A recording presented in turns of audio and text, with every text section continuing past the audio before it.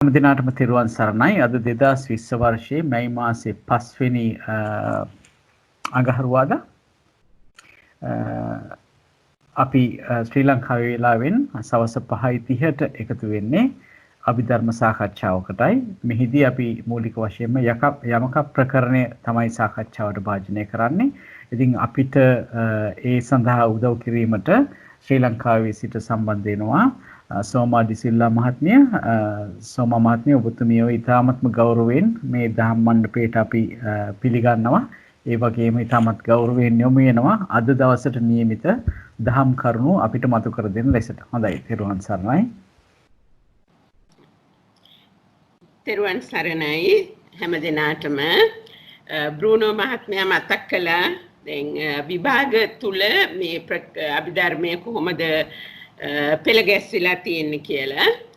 දැන් මෙහිමයි දැන් විද්‍යෝදය මණ්ඩපේ සකස් කරන පිරිවෙනෙන් සකස් කරන තියෙන විභාග අභිධර්මාචාර්ය විභාගය අභිධර්ම විශාරද කියලා කොටස් දෙකකින් තියෙනවා. එතකොට අභිධර්මාචාර්ය විභාගයේදී කොටස් තුනක් තියෙනවා. ඒ පළවෙනි කොටස තමයි අභිධර්මයේ මූලික කරුණු. ඒවට සාමාන්‍ය පොත් කීපයක් ඒ සඳහා තියෙනවා. අභිධර්මාර්ථ සංග්‍රහය, අභිධර්මයේ මූලික කරුණු ඔය ආදී වශයෙන් පොත් කීපයක් තියෙනවා.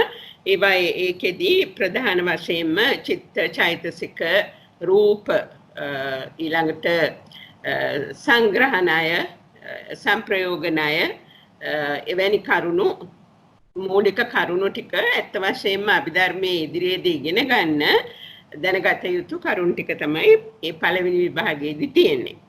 එතකොට දෙවෙනි විභාගයේදී ධම්මසංගණී ප්‍රකරණය. එතකොට ධම්මසංගණී ප්‍රකරණයේ විභාගයේදී තික දුක මාතිකා වෙනම තියෙනවා. එක පේපර් එකක්, ඊළඟට වෙන පේපර් එකක් තියෙනවා ධම්මසංගණී ප්‍රධාන ඉතුරු කොටසට. සාමාන්‍යයෙන් පැය එකමාරේ ප්‍රශ්න පත්‍ර දෙකක් තමයි තියෙන්නේ. ඒක එතකොට අභිධර්මාචාර්ය දෙවන විභාගය. තුන්වෙනි විභාගයට විභංග ප්‍රකරණය තියෙනවා. ඒකට අමතරව ප ဋ ාණ ප්‍රකරණයේ ඊටාම කුඩා කොටසක් එනවා. ප ဋ ාණ නිर्देशය කියලා.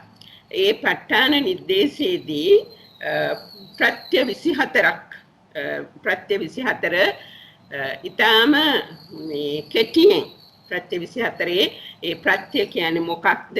ඒ කියන කරුණු ටික සංක්ෂිප්තව ප්‍රත්‍යෝත්පන්න ඇතුළත්ව ප්‍රත්‍ය කියන්නේ මොකක්ද? ඒ ප්‍රත්‍යයෙන් ඇති වෙන ධර්ම මොනවද කියන ටික විතරක් තියෙනවා. ඒකට එක පේපර් එකක් තියෙනවා. ඒ ප ဋ ාණ ප්‍රකරණය අපි කියනවා ඒකට ප ဋ ාණ නිर्देशය කියලා.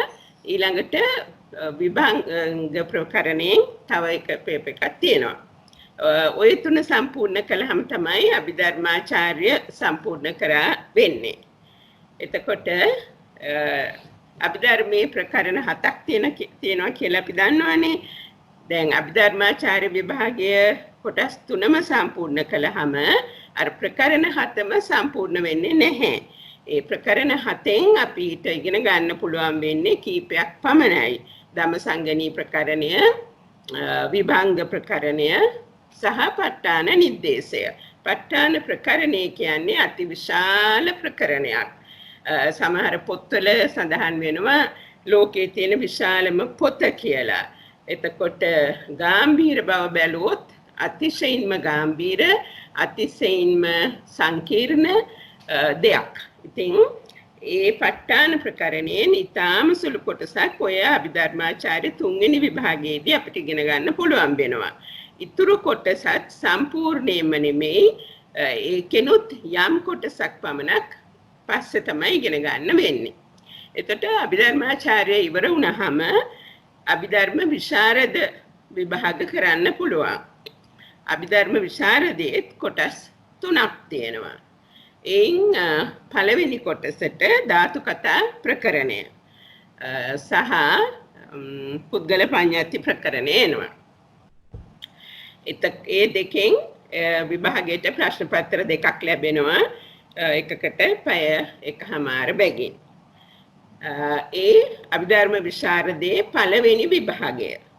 එතකොට දෙවැනි විභාගයට තමයි යමක ප්‍රකරණය එන්නේ.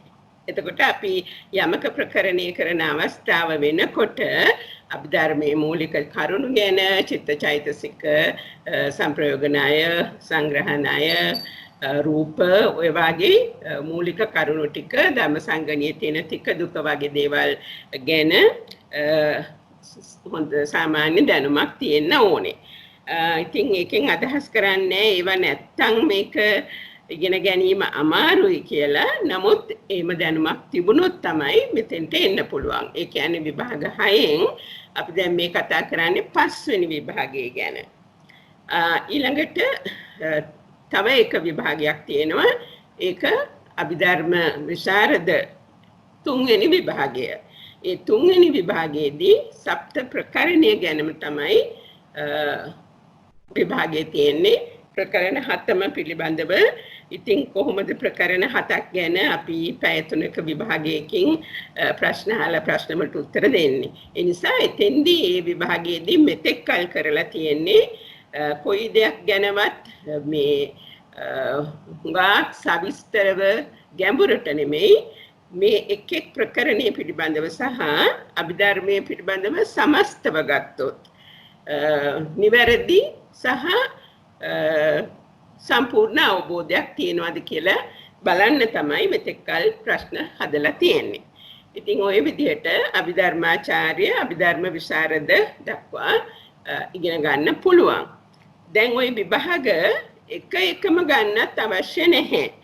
කෙනෙකුට වෙලාව තියෙනවා නම් කැමැත්ත ධෛර්ය අධිෂ්ඨානය තියෙනවා නම් ওই අභිධර්මාචාර්ය කරනකොට දෙකක් විතර එකපාර කරන්නත් පුළුවන්. හුඟක්ම දැඩි කැපවීමකින් හුඟක් කාලය ගත කරලා පාඩම් කරන්න කැමති නම් තුනමත් කරන්න පුළුවනි. බැරි නැහැ. ඒ වගේම තමයි අභිධර්ම විශාරද. ඒ තුනත් එක එකම කරන්න ඕනේ නැහැ. වෙලාව තියෙනවා නම් පාඩම් කරන්න කැමති නම් මතක තියාගන්න පුළුවන් නම් තේරුම් ගන්න පුළුවන් නම් ඒ තුනම උනත් එකට කරන්න පුළුවන්. හැබැයි ඕනෑම විභාගයක් කරන්න නම් ඊට කලින් තියෙන විභාග සම්පූර්ණ කරලා ඉන්නට ඕන කරනවා. ඒ වගේම ওই විභාගවලදී ප්‍රතිඵල දෙනකොට ඒ ප්‍රතිඵල වල තියෙනවා සාමාන්‍ය සාමාර්ථය ඊළඟට තියෙනවා ප්‍රථම පන්තියේ සාමාර්ථය කියලා ඊට පස්සේ තියෙනවා ගෞරව සාමාර්ථ කියලා. එතකොට මට්ටම් 3කින් සාමාර්ථය ලබා ගන්න පුළුවන්. ඉතින් ඉගෙන ගන්න කෙනෙක් හොඳින්ම ඉගෙනගෙන අර විභාගයට ලකුණු ගැනීම ප්‍රධාන අරමුණ නෙමෙයි. නමුත් තමන්ට යම් දැනුමක් මේ විභාගයෙන් මනින දැනුම හෝ තියෙනවා කියන එක තමන්ටම තහවුරු කරගන්න නම් අපි අර ගෞරව මට්ටමට යන්න හිතා ගන්නට ඕනේ කියලා මම හිතනවා. මොකද අභිධර්මයේ කියන්නේ විභාග පාස් වෙන්නම කරන දෙයක්ුත් නෙමෙයිනේ. විභාග පාස් වීමට තේරුමක් තියෙනවා. ඒක හොඳ දෙයක්. මොකද විභාගයකට සූදානම් වෙනකොට අපිට අරමුණක් තියෙනවා. අපිට මේ මොකක්ද ඒකට කියන්නේ අපිට උත්සාහයක් ගන්න හේතුවක් මොටිවේෂන් එකක් තියෙනවා. ඉතින් ඒ නිසා විභාගයකට සූදානම් වීම හොඳයි. විභාගයකට වාඩි වුණ වෙලා අපි හොඳින් සමර්ථ වුණොත් එතකොට අපිට යම් විශ්වාසයක් ඇති වෙනවා මේ ගැන මූලික කරුණු අපි දන්නවා කියලා. ඒත් මම අත්දැකීමෙන් කියන්න කැමතියි විභාගයේ ගෞරව සාමාර්ථයක් ලැබුවා වුණත් ඒකට අදාළ ග්‍රන්ථවල ඊටාම ගැඹුරු දැනුමක් තියෙනවා කියලා නම් අපිට හිතා ගන්න අමාරුයි. මොකද මේ දේවල් නැවත නැවත සිහි කරන්න ඕනේ. දැන් ඔය ඔබතුමන්ලා නැවත අභිධර්මයේ මූලික කරුණු ගැන කතා බස් කරනවා. නැවත නැවත මේ ග්‍රන්ථ ගැන කතා කරනවා. ඒ කරන්න මේ ධර්මතා අතර තියෙන සම්බන්ධය ඇයි බුදුරජාණන් වහන්සේ මේ විදිහට මේ ධර්ම කරුණු ඉදිරිපත් කරලා තියෙන්නේ? අපි කොහොමද මේවා ජීවිතයට ප්‍රයෝජනයට අරගෙන මොහොතින් මොහොත මේ දේවල් අනුව අපේ ජීවිතය සකස් කරගන්න පුළුවන් නම් ඒකට තමයි මේ දේ ඉගෙන ගන්න කියන එක තමයි මගේ අදහස. උදාහරණයක් හැටියට අභිධර්ම පිටකයේ හුඟක් තැන්වල යන පොදු මේ ධාරාවක් වගේ දෙයක් තමයි මේ කුසල අකුසල ධර්ම ටික දුක මාතිකා ටික ඇයි ඒ මොකක්ද එකෙන් අපිට ගන්න පුළුවන් මොකක්ද කුසලයේ කියන එක අපි දන්නවද අපේ සිත සෑම මොහොතකම මේ කුසල සිතිවිලි වලින්ද පිරලා තියෙන්නේ එහෙම නැත්නම් කුසල මුවාවෙන් අපිට ඇත්තටම තියෙන්නේ අකුසලද කුසල් කරලා කොහොමද අපි අකුසල රැස් කරගන්නේ පට්ඨාන ප්‍රකරණයේදී අපිට ඉගෙන ගන්න ලැබෙනවා කුසලයක් කොහොමද අකුසලයකට හේතුවක් වෙන්නේ කියලා. ඒ වගේ දේවල් ඉගෙන ගත්තාම තමයි අපිට පුළුවන් වෙන්නේ අපේ ජීවිතේ හරි හැටි ඒ කුසල වලින් තවත් කුසල ඇති කර ගැනීම කුසල වලින් අකුසල නොකිරීම වැනි දේවල් වලට ධර්මය භාවිතා කරන්න පුළුවන් වෙන්නේ. බ්‍රුණ මහත්තයා මම තව විනාඩි දෙකක් ගත්තට කමක් නැද්ද මේ මාතෘකාවට? කමක් නැහැ. ඒක සයන ප්‍රයෝජනවත් සෝමා මහත්මිය. හරි. දැන් උදාහරණයක් හැටියට පට්ඨාන ප්‍රකරණයේදී එක ප්‍රත්‍යක් ඉගෙන ගන්න වෙලාවේදී කුසලය කොහොමද අකුසලයට හේතු වෙන්නේ කියන එක බොහොම සවිස්තරව ඉගෙන ගන්න පුළුවන් ඔය මේ අභිධර්ම විශාරද තුන්වෙනි අවුරුද්දේදී පට්ඨාන නිර්දේශය කරද්දී පට්ඨාන ප්‍රකරණය කරද්දී එතකොට අපිට දානයක් දුන්නා කියලා හිතන්නකෝ ඒ දානයක් දීපු වෙලාවේදී ඉතින් අපි බොහොම ප්‍රවේශමෙන් වැඩ කටයුතු කළොත් අපිට කුසල් සිත් රාශියක් පහළ වෙනවා. ධර්මයේ ගැන දැනගෙන ඒ කරන දේ අපි කළොත් ඊට පස්සේ ඔය අපි සමහර වෙලාවට කාමාවචර මහා කුසල සිතක් නෙමෙයි සිත් රාශියක් දානෙ දෙන්නට පෙර දෙන වෙලාවේ දුන්නට පස්සේ ඇති වෙන්න පුළුවන්. දැන් තමයි අපි හුඟාක්ම ප්‍රවේශම් වෙන්න ඕන කරන වෙලාව. ඒ මොකද? ඕක දීලා ඉවර වෙලා දානෙ දීලා ඉවර වෙලා කොහොමද අපි දානෙ දීපු වෙලාවේදී ඇතිවෙච්ච සිත් ගැන ඒ සිද්ධි ගැන හිතන්නේ කියන එක. අපි ප්‍රවේශම් නොවුනොත් අපිට ධර්මඥානය නැත්නම් අපිට පුළුවන් අර පහළ වෙච්ච කුසල් සිත් ප්‍රත්‍ය කරගෙන අකුසල් සිත් ප්‍රත්‍යෝත්පන්න නැත්නම් ඒ ප්‍රත්‍ය වලින් ඇතිවෙන සිත් බවට අකුසල් සිත් බවට පත් කරගන්න පුළුවන්. දානිය දීලා අපි ඕක දිට්ඨියෙන් ලෝභයෙන් අල්ලගත්තොත් ඒ පහළ වෙන්නේ අකුසල සිත්. ඒ නිසා මානෙ ඇති වෙන්න පුළුවන්. විචිකිච්ඡාව ඇති වෙන්න පුළුවන්. උද්දච්චය ඇති වෙන්න පුළුවන්. මේ වාගේ අකුසල චෛතසික තියෙන අකුසල සිත් දිට්ඨිගත සිත් පහළ වෙන්න පුළුවන්. විචිකිච්ඡා සහිත සිත් පහළ වෙන්න පුළුවන්. ලෝභ මූල සිත් ඇති වෙන්න පුළුවන්. මානය දිට්ඨිය වගේ දේවල් ඇති වෙන්න පුළුවන්. මම දුන්නා කියන ඒවා එකක් ඇති වෙන්න පුළුවන්.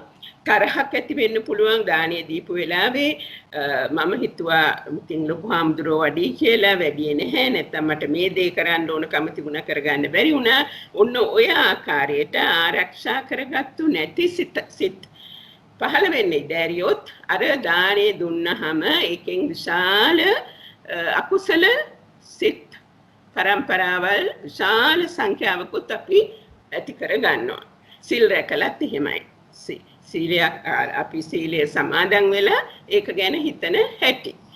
ධානයකිනුත් එහෙමයි. ධානයකින් මේ නැගිටලා ධානය ගැන ආඩම්බර වෙන්න පුළුවන්. ධාගණය ගැන දිට්ඨියෙන් හිතන්න පුළුවන්. ලෝභයෙන් හිතන්න පුළුවන්. එතකොට අර ධානසිත පහළ වෙච්ච එක හරි ඒක ඒවා කුසල් සිත්. නමුත් ධානසිත අරමුණු කරගෙන අපි ඇති කරගන්නේ ඊට පස්සේ අකුසල සිත්. ඉතින් ඕකේ අනිත් පැත්තත් පුළුවන් කරන්න. ඒ නිසා තමයි ධර්මයේ ඉගෙන ගන්න ඕනේ. කොහොමද අපි කුසලයක් කරලා ඒ කුසලයේ උඩ තවත් කුසල් පහළ කරගන්නේ? එහෙමනම් අපි මෙතනදී ගොඩාක් ප්‍රවේශම් වෙන්න ඕනේ මේ කුසල සිතට අපේ හිත ආයිම යවන හැටි. කුසල සිත අරමුණු කරගන්න හැටි. මේක ආරම්මන ප්‍රත්‍ය කියලා කියන්නේ. කුසල සිත අරමුණු කරගන්නකොට අපිට කරන්න තියෙන්නේ මෙනෙහි කිරීම. ඒ මෙනෙහි කිරීම කළොත් ඒ කියන්නේ ඒ කුසල සිතේ මොකක්ද යථාර්ථය ස්වභාවය. ඒ සිත පහළ වුණා, ඒ සිත පැවතුණා, ඒ සිත නැති වුණා. එතකොට අපි කලින් කරපු ලෞකික නැත්තම් කලින් කරපු මේ දානමය කුසල අපිට විපස්සනාමය කුසලයකට පරිවර්තනය විපස්සනාමය කුසලයකටත් අරමුණ වශයෙන් ඇති කරගන්න පුළුවන්. එතකොට කුසලයෙන් කුසලයක් කිරීම. ධානයකින් නැගිටලත් ඒ දේ කරන්න පුළුවන්. සීලයක් සමාදන් වෙලත් ඒ දේ කරන්න පුළුවන්.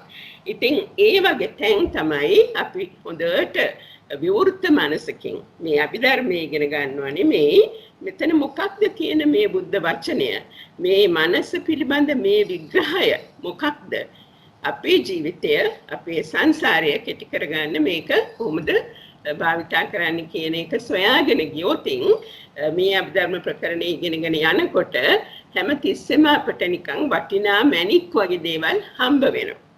හැබැයි අපිට ඒවා හම්බ වුණාට හම්බ වුණ බව දැනගන්න නම් අපි ඇස් අරගෙන බොහොම විවෘත මනසකින් මොකක්ද මගේ ජීවිතයේ තියෙන අඩුපාඩුව මගේ සිතේ තියෙන අඩුපාඩුව ඒක ගැන මොකක්ද මෙතන තියෙන්නේ මම කොහොමද ඒක හදාගන්නේ කියලා බලන්න ඕනේ. ඉතින් ඒ තමයි විභාග 6 පිළිබඳවත් විභාග කිරීම අරමුණ වුණත් ධර්මය අවබෝධ කර ගැනීම ඊට වඩා වැදගත් බවත් ඊටත් වඩා වැදගත් වෙන්නේ ඒක මෙනෙහි කරලා අපේ ජීවිතය අඩියෙන් අඩිය ඉදිරියට ගෙනියන්න. එතනින් ජීවිතය කියන එක අදහස් කරේ මම අපේ මනස මොහොතින් මොහොත කෙලෙස් වලින් මුදවගෙන කුසල ධර්මයන්ගෙන් පුරවගෙන තියා ගැනීම. කිටික ප්‍රමාණවත්ද බ්‍රුණ මහත්මයා? මම හිතන්නේ සෑහෙන ප්‍රයෝජනවත් and සෑහෙන මේ ලොකු මේ අර්ථයක් තියෙනවා ඒ කියපු දෙයින්. මම හිතන්නේ හුඟක් අයට ඒක ප්‍රයෝජනවත් වෙන්න ඇති කියලා හිතනවා. එහෙනම් අපි අද නියමිත පාඩමට යමු නේද? හොඳයි. දැන් මම ස්ක්‍රීන් ෂෙයා කරන්න යන්නේ. මට ස්ක්‍රීන් දෙකක් තියෙනවා බ්‍රුණ මහත්මයා. එකක් තමයි ස්ලයිඩ්ස් ටික. අනිත් එක තමයි යමක ප්‍රකරණය. මෙතකොට දැන් ගිය සැරේ මේ සටහනක් තිබුණා. අපි මේ යමක ප්‍රකරණයට අදාළව කතා කරමු කියන එක. ඉතින් ඒක බොහොම හොඳයි. ඉතින් ඒ නිසා යමක ප්‍රකරණය පොත් තියන අයට පොතේ පිටුව බලා ගන්නත් පුළුවන්. ඒ වගේම මට සොයා ගන්න පුළුවන් වුණා ඉන්ටර්නෙට් එකෙන් මේ පොත තියෙන විදිහටම හොයා ගන්න පුළුවන් වුණා. දැන් මේක බුද්ධ ජයන්ති ත්‍රිපිටක ග්‍රන්ථමාලා 48 එක අභිධර්ම පිටකයෙහි මේක අයින් කරන්න පුළුවන් නේද? මේක ක්ලෝස් කරාට කමක් නැද්ද? කමන්නේ. ඒක ක්ලෝස් කර කමන්නේ. හරි. එතකොට මේකේ අභිධර්ම පිටකයෙහි 9 වෙනි ග්‍රන්ථය දැන් මේ 9 වෙනි ග්‍රන්ථය කියලා කියන්නේ ප්‍රකරණ 7ක් වුණාට සමහර ප්‍රකරණවල ග්‍රන්ථ එකකට වඩා තියෙනවා. සමහර තියෙනවා ධාතු කතා ප්‍රකරණයයි පුද්ගල පඤ්ඤාති ප්‍රකරණයයි දෙකම තියෙන එක ග්‍රන්ථේ. සමහර ඒවා ප්‍රකරණ කීපයකට යනවා. දැන් මේකේ ප්‍රථම භාගය තමයි පොත. මේකෙන් තමයි අපි යමක ප්‍රකරණය ඉගෙන ගන්න පටන් ගන්නෙ. මේ විදිහට තමයි ඒකේ මුල පිටු ටික යන්නේ. එතකොට ඒකේ මේ සෝම මහත්මයා අර පොඩි ඊතලේ තියෙනවනේ ඒකත් අසර අර කියන්නේ දකුණු පැත්තේ තියෙන චූටි ඊතලයක් උඩ මේක මැද තියෙන එක මැද තියෙන මැද දෙක මැද්ද තියෙන්නේ ඊතලයක්. ඔව් ඒක ප්‍රෙස් කරන ඒතර අරක අසට යනවා. ඒක ස්ක්‍රීන් එක ලොකු වෙනවා අපිට තව පැහැදිලිව පේනවා. අන්න හරි. හරි. දැන් එතකොට මේ විදිහට මේ පොත යනවා. මේ පොත් පරිහරණය කරපු අය මේ පොත් කියලා කියන්නේ බුද්ධ ජයන්ති ප්‍රකාශන අභිධර්ම පොත් මාලාවට හුරුයි මේක. මේ විදිහට තමයි පටන් ගන්නෙ. මේ හැම පොතකම තියෙනවා පොඩි හැඳින්වීමක් සහ හැම පොතෙම එක විදිහටම තියෙන යම්කිසි හැඳින්වීමක් තියෙනවා. සංස්කාරක නිවේදනයක් තියෙනවා, කවුද සම්පාදක මණ්ඩලය කියලා තියෙනවා. ඊළඟට මේ සිංහල ඉංග්‍රීසි අකුරු සිංහල පාලි අකුරු කොහොමද මොනවද කියලා තියෙනවා. අපිට ඒ ටික එච්චරම වැදගත් වෙන්නේ නැහැ. සංඥාපනයක් තියෙනවා. දැන් මෙන්න මේ සංඥාපනය හැම කෙනෙක්ම කියවන්න ඕන. ඒ මොකද දැන් මේ අභිධර්ම පිටකයේ අපිට මේ අකුරෙන් අකුර පේලියෙන් පේලිය විස්තර ඇතුව නැහැ කියලා නැහැ. ඉතින් ඒ නිසා ඒක තේරුම් ගන්න හුඟක් උදව් වෙනවා මේ සංඥාපනය. ඉතින් ඒ නිසා සෑම කෙනෙක්ම සංඥාපනය කියවන්න.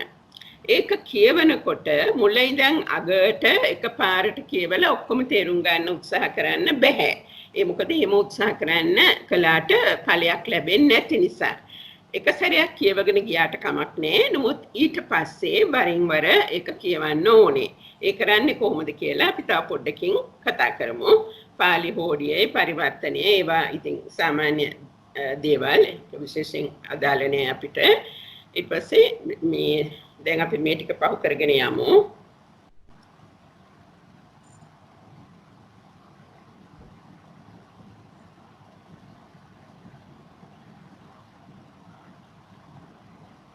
හරි. මෙතන තමයි සංඥාපනය. දැන් යමක ප්‍රකරණය ඉගෙන ගන්න පටන් ගන්නවා නම් මෙතනින් පටන් ගන්න ඕනේ. ඉස්සෙල්ලාම කියවන්න ඕනේ මේ ටික. ඒ වාගේ තමයි අනිත් ප්‍රකරණ වලටත් ධම්මසංගණී ප්‍රකරණය ඉගෙන ගන්න කෙනෙක් ඉස්සෙල්ලාම සැකිල්ල බලලා සැකිල්ලෙන් යම් අවබෝධයක් ලැබෙනවා මොකක්ද මේක ඇතුලේ තියෙන්නේ කොහොමද මේක සකස් වෙලා තියෙන්නේ කියලා ඊට පස්සේ මේ සංඥාපනය කියවන්න ඕන. හරියටම කියනවා නම් මේ සංඥාපනය විතරක් නෙමෙයි අට කතාවත් පුළුවන් නම් කියවන්න ඕන.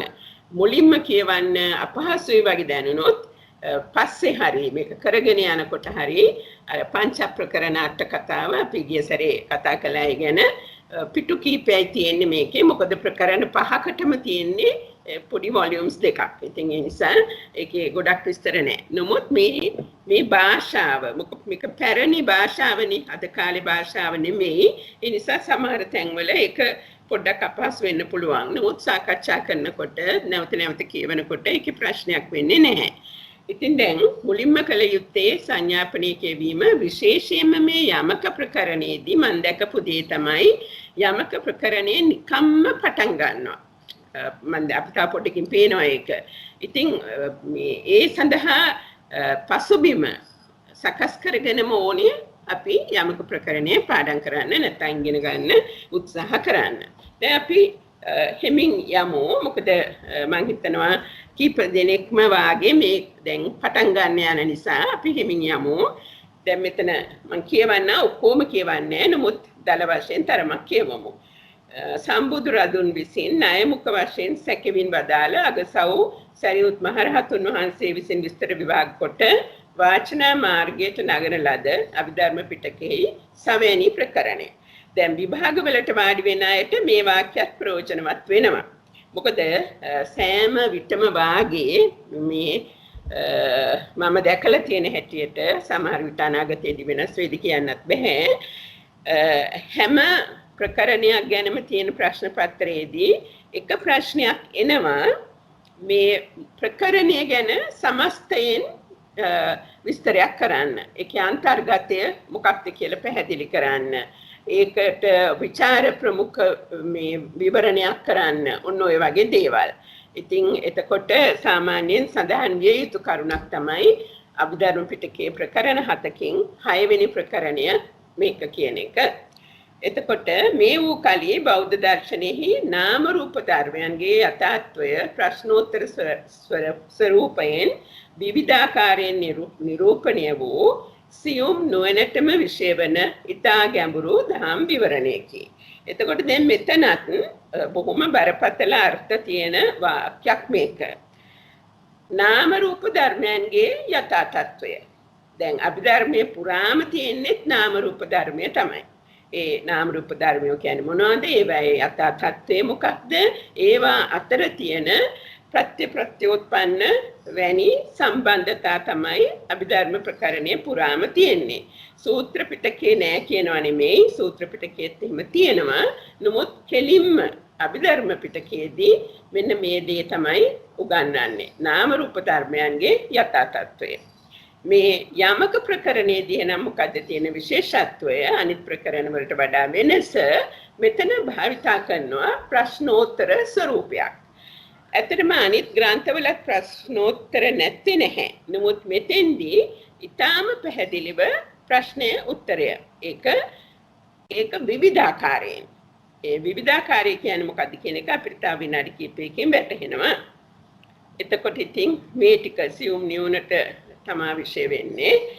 දැන් ඊළඟට මේ ප්‍රකරණ 7 එකිනෙකට සම්බන්ධයි. එකක් ඉස්සෙල්ලා එක මත ගොඩනැගෙන ස්වභාවයක් මෙතන තියෙනවා. ධම්මසංගණියාදී සෙසු ප්‍රකරණයන්හි නිර්දිෂ්ට ධර්මයන් විෂද කොට තර කිරීම යමක ප්‍රකරණයෙන් සිදු වෙනවා. එතකොට මේකේ තියෙන ගැඹුරු බව පැහැදිලි කරන්න තමයි මේ ඊළඟ ඡේදය ලියලා තියෙන්නේ.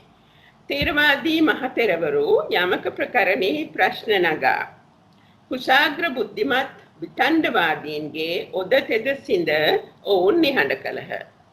දැන් බුදුරජාණන් වහන්සේගේ ජීවිත කාලයේම ඇත්තටම බුදුරජාණන් වහන්සේ ජීවත්ව වැඩවිසූ කාලයේම අපි කවුරුත් දන්නවා සංඝයා අතර යම් යම් මතභේද ඇති වුණා, බිඳීම් සිද්ධ වුණා. ඉතින් ඒ නිසා බුද්ධ වචනයට විරුද්ධ සමහර මත ගොඩනැගින්න පටන්ගෙන තිබුණේ. ඉතින් බුදුරජාණන් වහන්සේගේ පරිනිර්වාණයෙන් පස්සේ මේවා තවත් ව්‍යාප්ත වෙලා ගියා. දැන් අශෝක මහරජුගේ කාලේ සිග්ගව කියලා මහරහත් නමක් වැඩ හිටියා. ඒකම ඊටම වේදේ පරප්‍රාප්ත ත්‍රිවේදේ පරප්‍රාප්ත මොග්ගලී පුත්තිස්ස කියන බ්‍රාහ්මණ මානවකයෙකුත් හිටියා. මං පොතල තියෙන හැටියට බොහොම ප්‍රසිද්ධ බුද්ධිමත් කෙනෙක්. එතකොට සිග්ගව මහරහතන් වහන්සේ මේ මොග්ගලී පුත්තිස්ස බ්‍රාහ්මණ මානවකයාට කියනවා මේ විදිහට. මොකද්ද කියන්නේ? යස්ස චිත්තං uppajjati න නිරුච්ඡති. තස්ස චිත්තං නිරුච්ඡසති නූපජ්ජස්සති කියන දෙයක් කියනවා. මේක යමක ප්‍රකරණයේ චිත්ත යමකේ කියන යමකයේ එන ප්‍රශ්නයක්.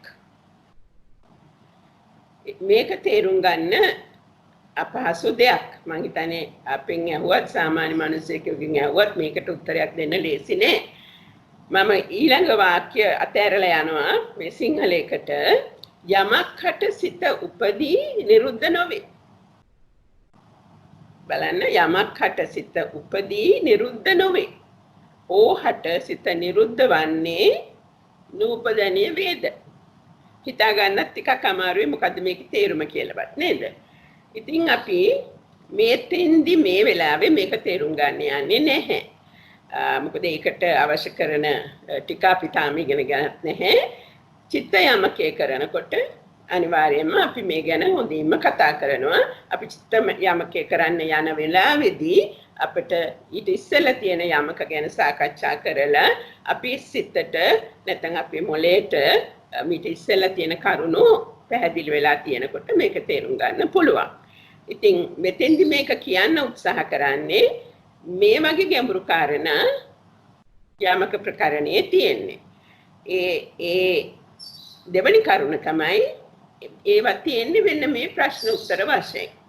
යස්ස චිත්තං uppajjati න නිරුච්ඡති තස්ස චිත්තං නිරුද්ධස්සති නූපජ්ජස්සති. ඒ ප්‍රශ්නය ඊට පස්සේ ඒකට උත්තරය අන්නේ ආකාරයට තියෙනවා. එතකොට මේ මොග්ගලී පුත්තිස්ස තරුණ මානවකයාට මේකට පිළිතුරක් දෙන්න බැරි වුණා. නමුත් ඒ මොග්ගලී පුත්තිස්ස මානවකයා අතිශයින් බුද්ධිමත් කෙනෙක්. එතකොට වේදේ පරප්‍රාප්ත කෙනෙක්.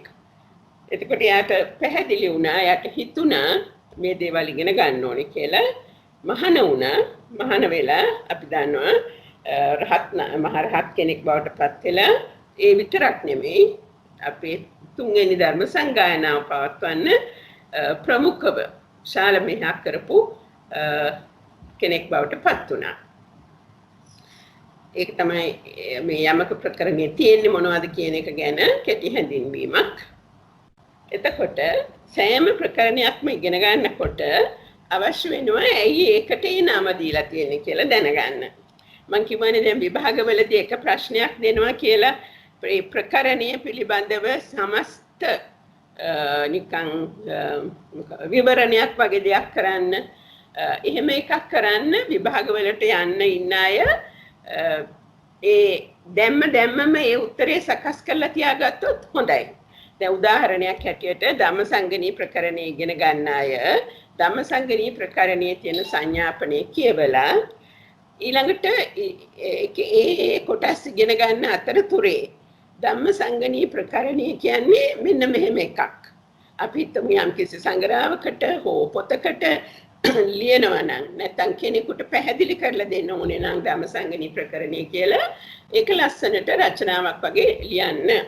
එහෙම ලිව්වොත් ඇත්තටම ඒ වගේ ප්‍රශ්නයක් අනිවාර්යයෙන්ම විභාගයට මෙතෙක් ඇවිල්ලා තියෙනවා. විභාගයට ප්‍රශ්නයක් නාවත් ඒක අතිශයින්ම ප්‍රයෝජනවත්. මේ ප්‍රකරණය කියන්නේ මොකක්ද කියන හැඟීම Taman තුළට එනවා. එතකොට මේක ලියන්න බෑ එක දවසට. මේක ලියන්න ඕනේ කොටසින් කොටස යනකොට. එතකොට පොත ඉවර වෙනකොට හොඳ ලස්සන රචනයකුත් තියෙනවා ඒ ප්‍රකරණය පිළිබඳව. එතකොට ඒක අපි පටන් ගන්න අවස්ථාවේදී ලියන්න ඕන දෙයක් තමයි මේ ප්‍රකරණයට මේ නම දුන්නේ ඇයි කියලා. නිකන් නෙමෙයි නමක් දීලා තියෙන්නේ. මේ යමක ප්‍රකරණයට ඒකේ තියෙන එක වචනයයිනේ යමක කියන වචනේ විතරයි. එතකොට ඇයි යමක කියලා කිව්වේ? ඒක තමයි මේ අහලා තියෙන්නේ. කේනට්ටේන යමකන්ති. උත්තරය යුගලට්ටේන. හැබැයි ඉතින් ඇත්තටම මට හිතෙනවා මේක එච්චර පැහැදිලි ද කියලා හිතෙනවා කොහොම වුණත් කවර අරුතින්ද යමක වෙන්නේ යුගල අර්ථයෙන්. අපි අහලා තියෙනවා යමක ප්‍රාත්‍යහාරය ඒ වගේ දේවල් දෙක කියන එකෙන් තමයි නිසා තමයි මේ අර්ථය දෙක කියන අර්ථයෙන් තමයි යමක ප්‍රකරණය කියලා කියන්නේ.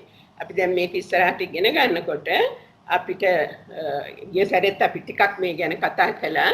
අපිට එනවා දෙක යන ධර්මතා හුඟක්. මේ අනුලෝම පටිලෝම ප්‍රශ්න එනවා, සන්නිට්ඨාන සංසය කියලා එනවා, පුච්චා විසර්ජන කියලා එනවා. ඉතින් හරිම ලස්සනයි. මේක දෙකට කඩලා ඉදිරිපත් කරලා තියෙන හැටි මේ නාම රූපන අතර තියෙන සම්බන්ධයව. ඊට පස්සේ අපි එදා කතා කරා යමක 10ක් තියෙනවා කියලා. ඒ යමක 10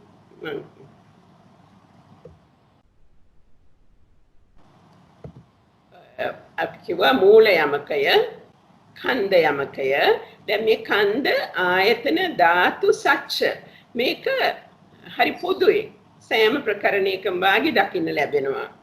එතන පහක් තියෙනවා. මෙතන තියෙන විශේෂත්වය තමයි මේ මූලත් ඇවිත් තියෙනවා මෙතෙන්ට. ඊළඟට සංඛාර අනුසය, චිත්ත, ධම්ම, ඉන්ද්‍රිය. ඒ විදිහට යමක 10ක් තියෙනවා. දැන් එතකොට මේ සංඥාපනය මොකද කරන්නේ ඊට පස්සේ? ඊට පස්සේ කරන්නේ එක්තරා විදිහකින් බොහොම තර්කානුකූල දෙයක්.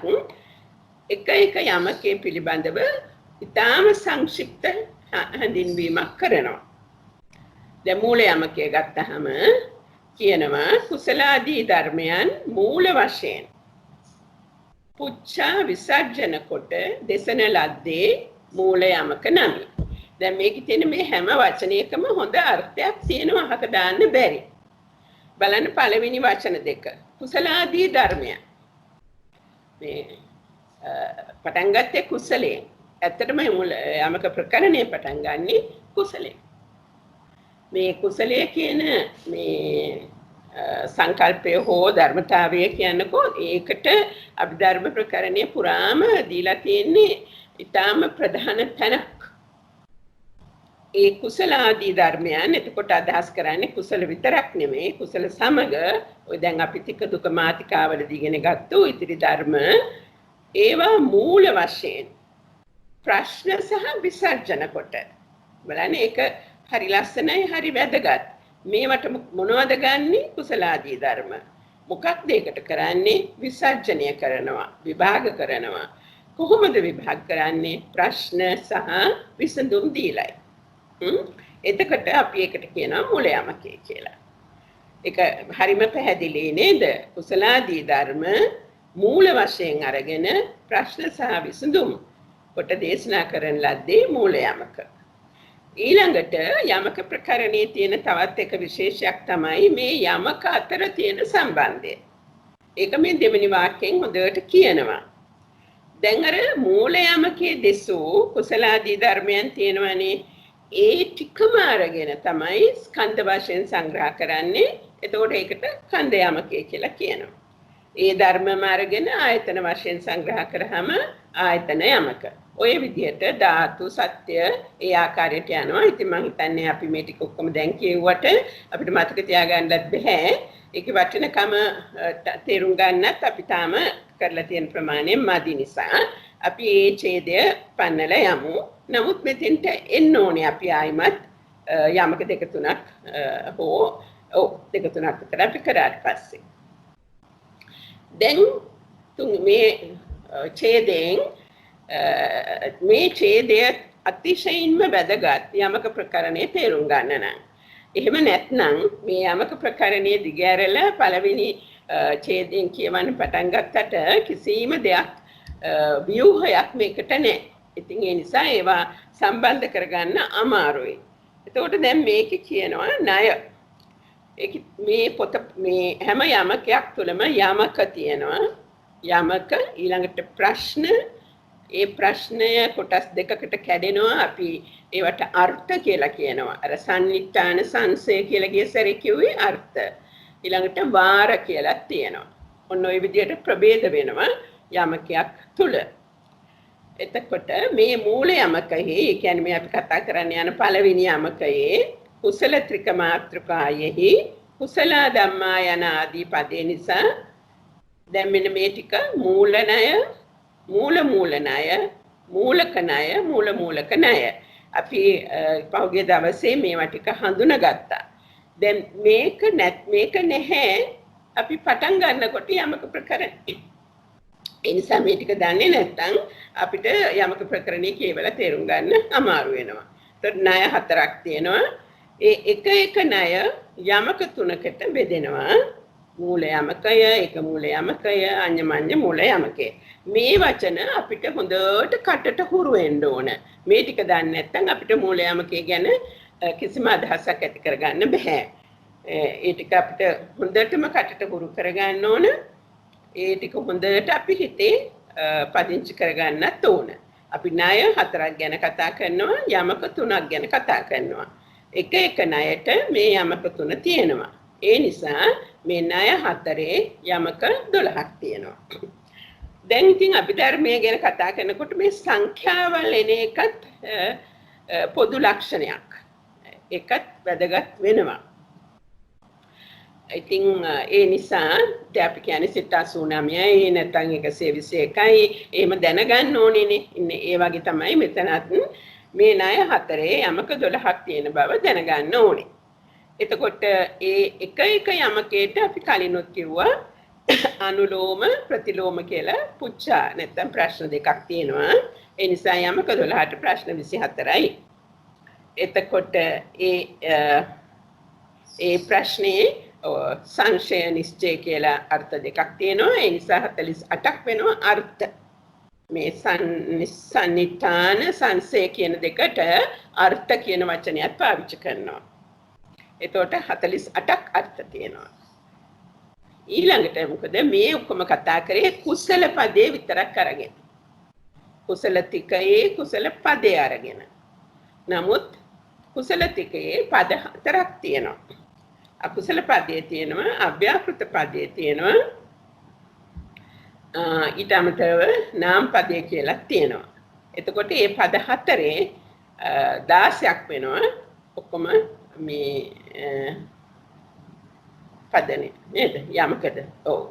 කොහොම හරි එහෙම ඉලක්කම් කටපාඩම් කරගන්න අවශ්‍ය නැහැ. මේ කරගෙන යනකොට අපිට මේ ටික හොඳට හුරු වෙනකොට මේ ඒක ඉබේම වගේ මතක හිටිනවා. මම මෙතෙන්ට ගිහිල්ලා ඒක ආපහු පොඩ්ඩක් බලමු. මෙන්න මේ විදිහට යන්නේ. මූල යමකේ විතරක් ගත්තොත් මෙතෙන්දි මම කියනෝනේ උද්දේශ නිर्देश අපි එතෙන්ට එමු. තිකමාතිකා 22ක් තියෙනවා. කුසල තිකේ ඉඳලා අවසාන තිකේ දක්වා ඉන්න පොඩක්. හරි.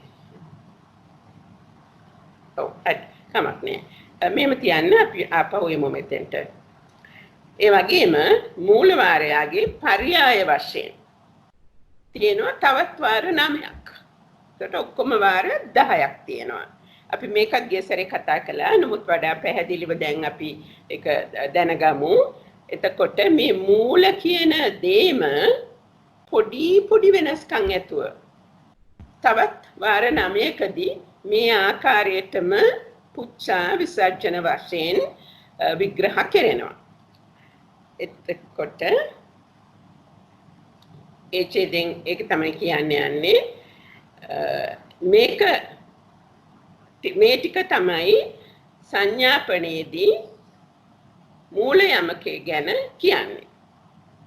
මෙතන තමයි මේ යමකය විස්තර කරලා තියෙන ව්‍යුහය පැහැදිලි වෙන්නේ.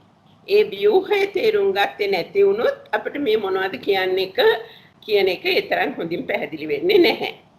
මින් එහාට යනවා කන්ද යමකය. කන්ද යමකේ ඉවර වෙලා ඉතිරි යමක ටික සේරටම මෙන්න මේ වාගේ පිටු එකමාරක වාගේ කන්ද යමකයට තමයි වැඩිපුරම දීලා තියෙන්නේ. ඒක තමයි විශාලම එකක් හැටියට ගන්න පුළුවන්. ආයතන යමකයේ කන්ද යමකයේ වගේමයි ওই විදිහට යමක 10ටම විස්තරයක් යනවා. එතකොට නැවතත් මම කියන්නේ අපි මේව දැන් කියවන්න අවශ්‍ය නැහැ. මොකද දැන් පොතක් කියවනවා වාගේ මේවා අතර තියෙන සම්බන්ධය ගලාගෙන යන්නේ නැහැ. නමුත් අර මූල යමකය දක්වා කියවලා ඒ මූල යමකේ ව්‍යුහය ටික තේරුම් ගන්න අපි බලමු. එතකොට දැන් අපි යමු පටන් ගන්න තැනට. ඇත්තටම පොත මේ තියෙන තාම යමක 10 ගැන විස්තර යන්නේ. සංස්කාර යමකය, අනුසය යමකය, ওই විදිහට චිත්ත යමකය, ඊළඟට ධම්ම යමකය, අවසානයේ ඉන්ද්‍රිය යමකය.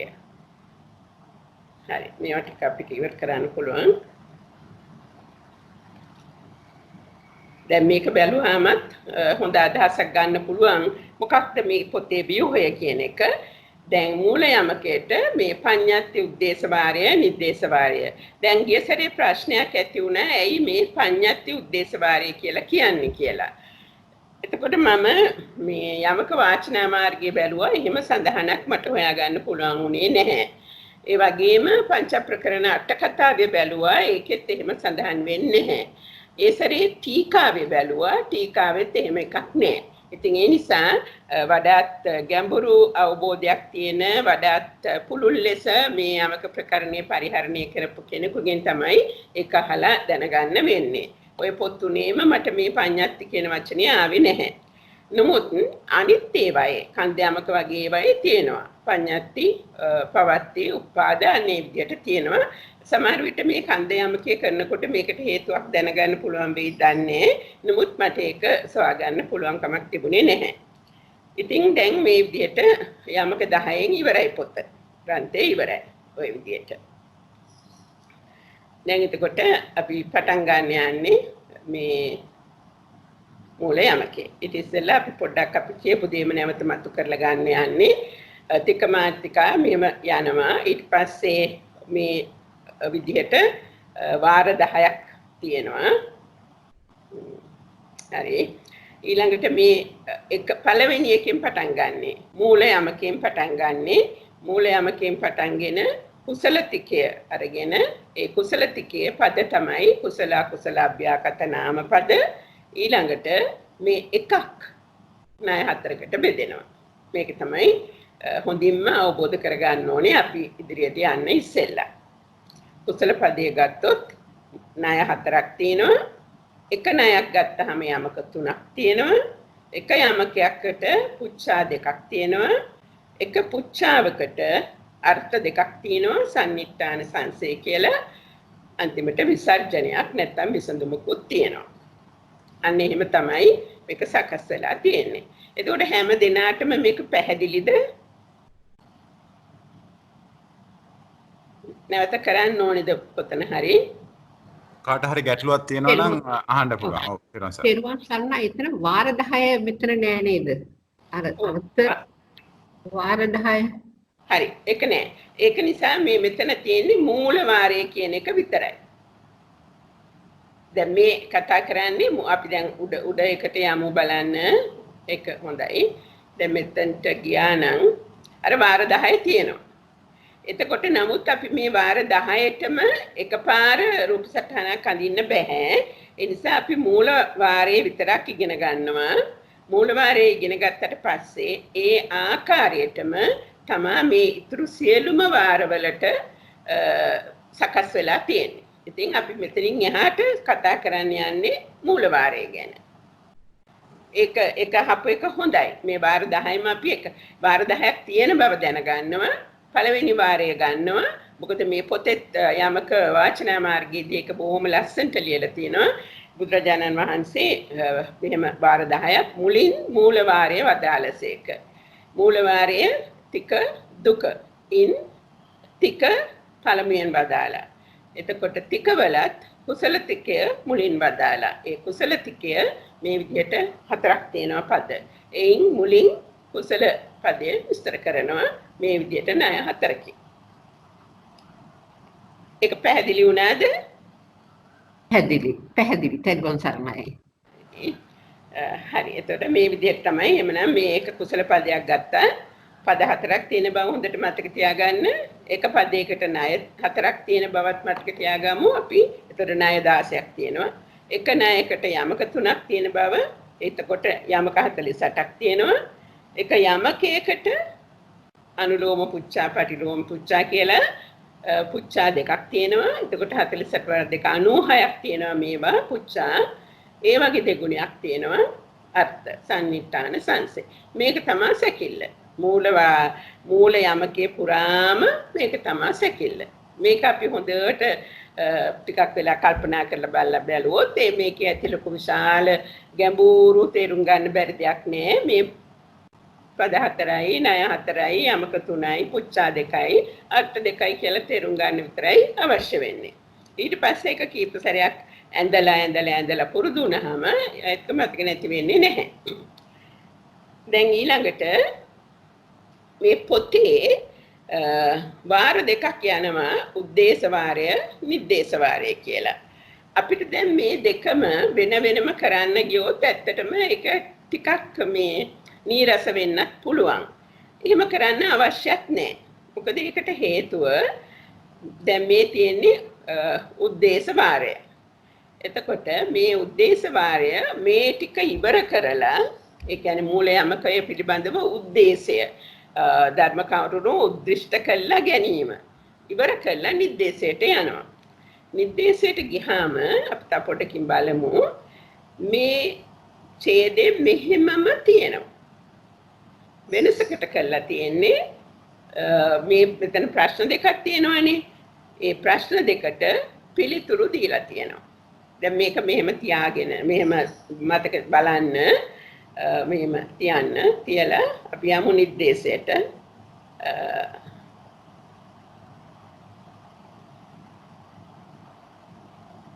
මේ සිංහල ඒ නිසා අපි ඒකට යවන්න ඕනේ. මම හිතන්නේ පිටුව 19 පොත් තියෙනවා නම් පොත් තියෙන අයට බලන්න පුළුවන්.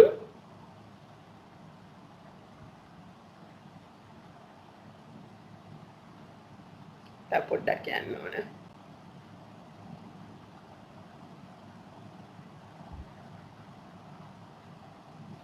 අපි අකුත පද ඊට පස්සේ නාම පද ඊට පස්සේ යන්න පුළුවන්. මූල වාරය උද්දේශය ඉවරයි. හරි. නෑ ඉතින් මේක මේ පාලි සිංහලයි දෙක මෙයා නිසා තව එහාට යන්න ඕන.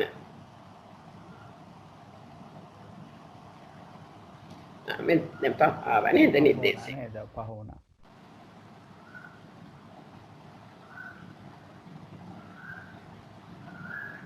හරි. දැන් මෙතන නිද්දේශ වාරය මේ තියෙන සිංහල අපි තව පිටුවක් උඩට යන්න ඕනේ එතකොට. ඒක පිටුව 16 නේද? පිටුව 16 නේද? හරි. 16 වෙනි පිටුව. හරි. දැන් හැබැයි පොඩ්ඩක් කවුරු හරි පොතකින් බලන්නත් වෙනවා. මොකද මම ආපහු අර පැත්තට ගියොත් එහෙම එන්න අමාරු වෙන නිසා. දැන් මේ නිද්දේශ වාරයේ පළවෙනි ඡේදයේ තියෙන පළවෙනි වාක්‍ය බලමු. ඒකේච කුසල ධම්මා සබ්බේතේ කුසල මූලාති. ඔය වාක්‍යය ඔහොමම තියෙනවනේ උද්දේශ වාරයේ. කාට හෝ පොත් තියෙනවා නම් බලන්න පුළුවන්. හැබැයි නිर्देश වාරයට එනකොට පුංචි වෙනසක් වෙනවා. ඒ වෙනස මොකක්ද? ඊළඟ වාක්‍ය වෙනස්. මේක ප්‍රශ්නය, මේකේ උත්තරය. නැත්නම් විසර්ජනය. ප්‍රශ්න දෙකක් තියෙනවානේ. යේවාපන කුසල මූලා සබ්බේතේ ධම්මා කුසලාති මේ තියෙන්නේ ආමන්තා කියලා ප්‍රශ්නය.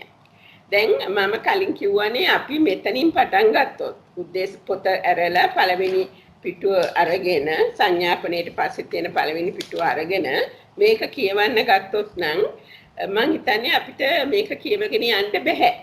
මේක පටන්ගෙන තියෙන්නේ මයිගාවතිය දැන් මම පෙරලා ගන්නම් මෙතන ඒකේච කුසල ධම්මා සබ්බේතේ කුසල මූලා ඒවාපන කුසල මූලා සබ්බේතේ ධම්මා කුසල ඊළඟට ආයිත් ඒ වගේ එකක් යනවා. ඇයි මෙහෙම කියලා තියෙන්නේ කියන එක තේරුම් ගන්න තමයි අපි අර සංඥාපනයේ කියවලා අපි අර රූප සටහන ඇඳලා මේවා අතර තියෙන සම්බන්ධය ගත්තේ.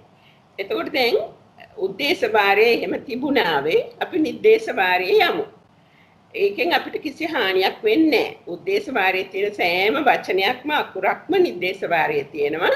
ඊට අමතරව අපිට තියෙනවා මේ ඒකෙන් අහන ප්‍රශ්නවලට. එතකොට දැන් මේක හොඳට කියවමු අපි. ඒකේච කුසල ධම්මා සබ්බේතේ කුසල මූලාතේ.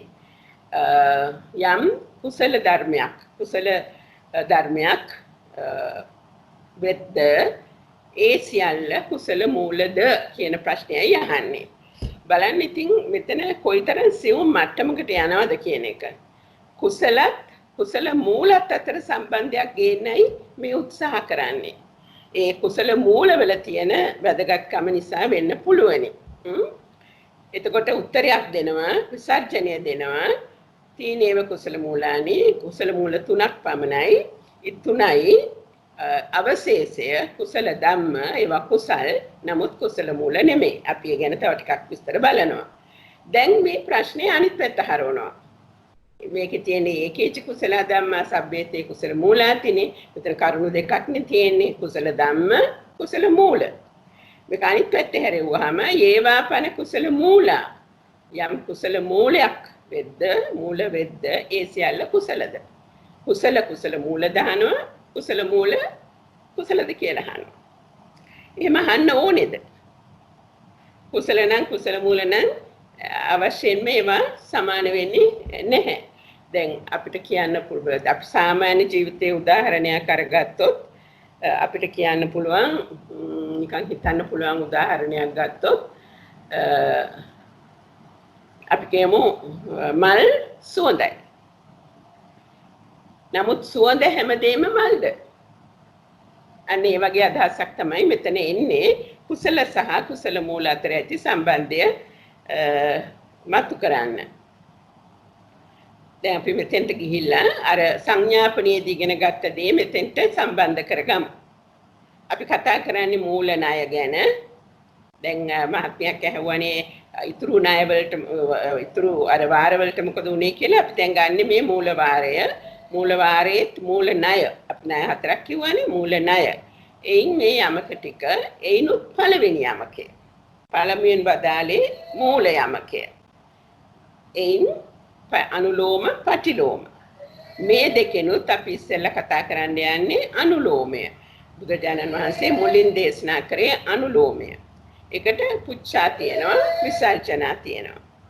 ඒ පුච්ඡා ඉස්සෙල්ලා කතා කරනවා. දැන් අපි කියුවා ඒ පුච්ඡාවේ සන්නිඨාන කොටසයි සංසය කොටසයි. එතකොට මෙතෙන්දි මතක තියාගන්න ඕනේ පුච්ඡාව කියන එක හැදිලා තියෙන්නේ කොටස් දෙකකින් කියන එක. යමක නෙමෙයි. ඒක හැදිලා තියෙන්නේ කොටස් දෙකකින්. පළවෙනි කොටසට අපි කියනවා සන්නිඨානය කියලා. දෙවෙනි කොටසට කියනවා සංසය කියලා. එතකොට මේ මුළු යමක ප්‍රකරණයේ පුරාම මෙහෙම තමයි තියෙන්නේ. සන්නිඨාන සංසය. පුච්ඡාව තියෙනවා, සන්නිඨාන තියෙනවා, සංසය තියෙනවා. ඒ නිසා අද අපි මේ කතා කරන දේ ගැන යම් වැටහීමක් ඇති වුණාම ඉදිරියට යන්න ගොඩක් පැහැදිලි කරන්න අවශ්‍ය වෙන්නේ නැහැ. ප්‍රශ්නේ කොටස් දෙකකට බෙදලා කඩලා තියෙන්නේ. මොකක්ද ඒ කොටස් දෙක?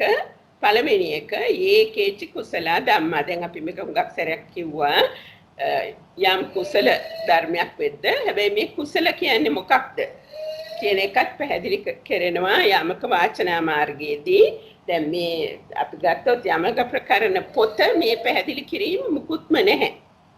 කෙලින්ම ඒ ධර්මතා ගැන කෙලින්ම ඉතාම කෙටියෙන් තමයි ලියලා තියෙන්නේ. පැහැදිලි කිරීම උදාහරණ අභිධර්ම පිටකේ නැති බව අපි දන්නවනේ. ඉතින් මේ කුසල කියන එකෙන් අදහස් කරන්නේ මොකද්ද කියලා කවුරු හරි කියන්න කැමතිද? මොනවාද කුසල කියලා අදහස් කරන්නේ මෙතන? කුසල වශයෙන් ගන්නේ නිර්වද්‍ය ඉෂ්ට විපාක ගෙන දෙන ස්වභාව ලක්ෂණ ඇති කියන එකයි. නිර්වද්‍ය පළවෙනි එක ඉෂ්ට විපාක ගෙන දෙන ස්වභාව ලක්ෂණ ඇති ධර්ම වලට තමයි කුසල කියලා තියෙන්නේ මෙතන යමක වාචනා මාර්ගයේ අනුව. එතකොට මේ පළවෙනි කොටස ඒ සියල්ල කුසල මූලද. ඉතින් මේක හොඳට කටපාඩම් හිටින්න ඕන. යමක ප්‍රකරණේ ඉගෙන ගන්නකොට මේකනේ අපිට හම්බ වෙන පළමුවෙනි යමකය. ඉතින් මේක ඊටාම වැදගත්. අන්තික හරියම ලස්සනයි. අන්තික බලන්න අපි නිකන් කුසල කියලා ඔය උඩින් කිව්වට මේ කුසලයේ තුල තියෙන දේවල් අපි ධම්මසංගණියේ දැක්කා. මෙතෙන්දි දැන් කුසල මූල සහ කුසල අතර සම්බන්ධය. එතකොට මොකද්ද මේකේට උත්තරේ? මොකද්ද මේකට විසර්ජනය? විසර්ජනය තමයි තීනේව තීන ඒව තුනක්ම කුසල මූල. ඒ තුන අපි දන්නවා කුසල සිත්වල තියෙනවා කුසල මූල. ඒ මූල තමයි අලෝභ, අදෝෂ, අමෝහ තුන. තුනක් පමණයි එතකොට මේ කුසල මූල වෙන්නේ. අවශේෂා එතකොට ඉතිරි ධර්ම කුසල සිතක ඇතිවෙන ඉතිරි ධර්ම ඒවා කුසල ධම්ම. නමුත් කුසල මුල් නෙවෙයි.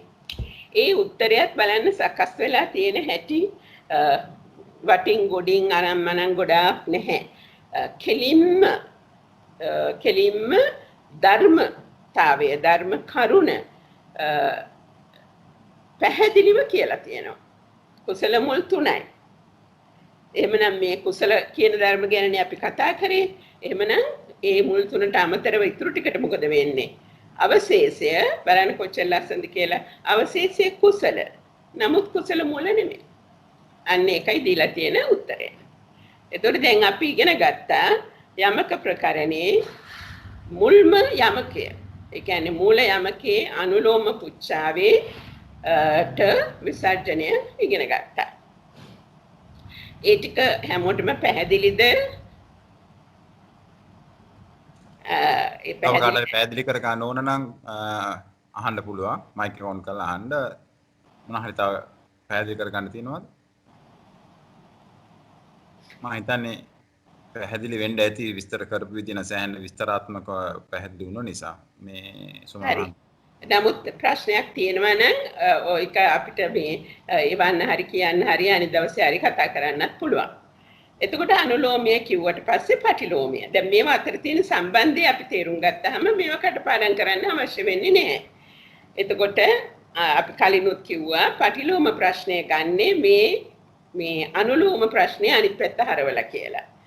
එතකොට අපි මේ බලමු මේ කුසල මූල කුසල මේක අනිත් පැත්ත හරවලා ප්‍රශ්නය අහනවා. අපි ඊළඟ එකට යමු. පටිලෝම පුච්ඡාව පටිලෝම යමකේ ඇත්තම ඒ අපි කනෙක්ට් වෙලා ඉන්නවද? ඔව් මේ අර එක ඒවා මේ මැසේජස් බොක්ස් ඔබන්න එපා. ඒ වල ස්ක්‍රීන්ෂොට් වැටෙනවා සමහර විට. ඉතින් අර සම්බන්ධ වෙලා ඉන්න අය මොකුත් ඔබන්න නැතුව මේ අහන්න. අර ෆෝන් වල සමහර ඒවා මේ ඔබන්න ගියාම ස්ක්‍රීන්ෂොට් වැදෙනවා. හරියි. ඊට හොඳයි. පටිලෝම පුච්ඡාව එතකොට පටිලෝම පුච්ඡාව සන්නිට්ඨානය යේවා පන කුසල මූලා යම් කුසල මූලයක් වේද ඒකේ දෙවෙනි කැලල ඒ සියල්ල කුසල ධර්මද ඒ සියල්ල කුසලද අර ඉස්සෙල්ලා අහපු ප්‍රශ්නේ අනිත් පැත්තට හැරෙව්වා. දැන් මෙතෙන්දී අපිට ලේසියෙන්ම උත්තරේ හිතා ගන්න පුළුවන්. කුසල මූල කුසලද කියලානේ අහන්නේ. ඉතින් අනිවාර්යයෙන්ම කුසල මූල කියන්නේ කුසල තමයි. එතකොට විසර්ජනය ආමන්තයි. එතකොට මේ යම් කෙනෙකුගේ හිතේ මතු දවසක යම් ප්‍රශ්න ඇති වුණොත් කුසලය කුසල මූලයි කියන්නේ එකක්ද දෙකක්ද කියලා මේක බුදුරජාණන් වහන්සේට මේ ප්‍රශ්නේ පිළිබඳව සැකයක් තිබුණේ නැහැ. නමුත් කියනවා මොකක්ද ඒකට අපි කියන්නේ වේනෙය අධ්‍යාශයෙන් ප්‍රශ්නයක් ඇති වෙන්න පුළුවන් කෙනෙකුගේ යහපත සඳහා තමයි මේ විදිහට මෙහෙම මේවා කඩලා ඉදිරිපත් කරලා තියෙන්නේ. හරි. දැන් අපි ඉදිරියට යන්න කලින් ඒ පද ටිකේ ඒ කියන්නේ අනුලෝමයයි පටිලෝමයයි දෙකේ අඩංගු ධර්ම මොනවද කියලාත් බලලා යන්න ඕන. එහෙම නැත්නම් අපේ ඒ පැහැදිලි කිරීම අපේ අවබෝධය සම්පූර්ණ වෙන්නේ නැහැ. ඉතින් මේකේ ලොකු අමාරු දෙයක් නෑ. අපි ඇත්ත වශයෙන් යමක ප්‍රකරණයේ හුඟක් හරිය ඉගෙන ගන්න හුඟක් ලොකුවට දැනගෙන තියෙන්නත් අවශ්‍ය නැහැ. ලොකු සංකීර්ණ ධර්මතා ඉන්නේ. දැන් ධාතු කතා ප්‍රකරණයේ හැම ඊට වඩා සංකීර්ණම ධර්ම අතර සම්බන්ධතා දැනගන්න වෙනවා. දැන් අනුලෝම සම්නිට්ඨානයට අයිති වෙන්නේ ඒ කියන්නේ මොකද්ද ඒකේච කුසල ධම්මා කියන එකේදී අයිති වෙන්නේ කුසල් කියන්නේ මොනවද? ඇත්තටම කුසල් සිත් 21ක් තියෙනවා අපි දන්නවා. දැන් මේකෙදි පාවිච්චි කරන භාෂාවක් තියෙනවා යමක වාචනා මාර්ගයේදී චෛතසික 38යි කියලා කෙලින්ම කියන්නේ නැහැ.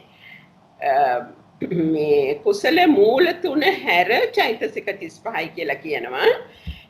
ඊට පස්සේ කියනවා කුසල මූල තුනත් ඇතුළත් කියලා. නැත්නම් නිකම්ම චෛතසික 38යි කියලා නැහැ. ඒ නිසා තමයි මම මේ චෛතසික 35 සහ කුසල මූල තුන කියලා කිව්වේ. එතකොට එහෙම කියන්නත් හේතුවක් තියෙනවා. ඒ හේතුව තමයි මේ කුසල මූල තුන අපි මේ උදුරා ගැනෙනවා නේද? සංසයට කුසල මූල තුනයි තිබෙනවා. එතකොට ඒකේච කුසල ධම්මා කියලා කුසල කියලා කියන්නේ මේවයි. ඒ කියන්නේ අනුලෝමයේ සම්නිට්ඨානයේ අභිධේයාර්ථ මේවයි. ඊළඟට සංසයට අයිති වෙන්නේ ඒකේච කුසල ධම්මා සබ්බේතේ කුසල මූලා. එතන තියෙන වචනේ කුසල මූල. එතකොට ඒකට අයිති වෙන ධර්ම තමයි කුසල මූල තුන. ඉතින් ඒක අමාරු නෑ. ඊටාම පහසුයි. අපි හොඳින් ඒක හිතුවොත් ටික වෙලාවක් අපිට ඒක කටපාඩම් කරන්න අවශ්‍ය වෙන්නේ. තේරුම් ගත්තොත් ඒක මතක තියාගන්න අවශ්‍යතාවයකුත් නැහැ. ඒ අනුලෝම ප්‍රශ්නය. දැන් අපි යමු පටිලෝම ප්‍රශ්නයට. පටිලෝම පිටාවේදී තිබුණේ මේකේ අනිත් පැත්තනේ. ඒවාපන කුසල මූලා කියලානේ. එතකොට ඒ කුසල මූල කියන එකේ අභිධේයාර්ථයේ කුසල මූල තුන ඒක සංසය සබ්බේතේ කුසල ධම්මානේ. මෙතන ගන්නේ කුසල මූල තුන. මේ ටික ඔක්කොම ගන්නෙ නෑ. හේතුව මොකද? සබ්බේතේ කියලා අදහස් කරේ ඒ කුසල් මූල තුන. අන්න ඒක විතරයි අපි පොඩ්ඩක් සැලකිල්ලට ගන්න ඕනේ. හරි අපි ඉදිරියට යමු. දැන් අපි ඉවර කළා මූල යමකේ. එච්චරයි තියෙන්නේ. මූල යමකේට අයිති එච්චරයි. හැමෝම පුළුවන් නම් ආපහු ඒ පොත බලන්න මූල යමකේ ඉවරයි. දැන් අපි පොතට යමු පොඩ්ඩක්. මොකද පොතට සම්බන්ධ කරගන්න එක අවශ්‍යයි කියපු නිසා. දැන් පොතට ගියාම නිर्देश වාරයට යමු පිටුව 16.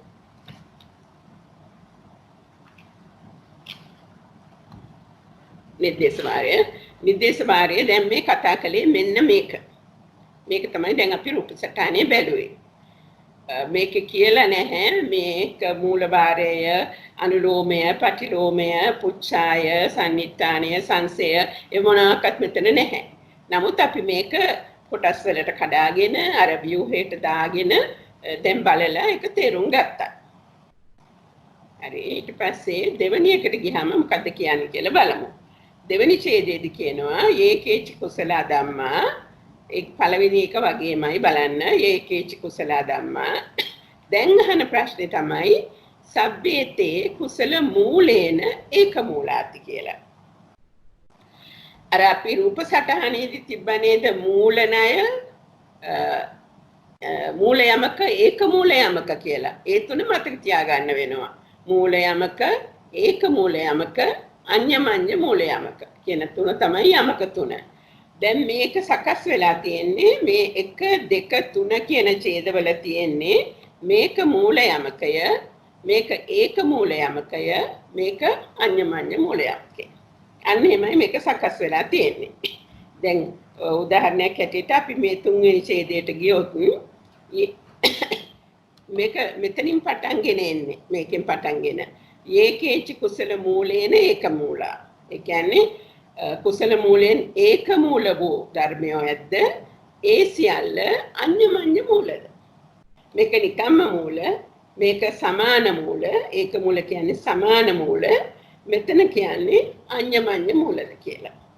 ඒකම ඊට පස්සේ පටිලෝමය අහනවා.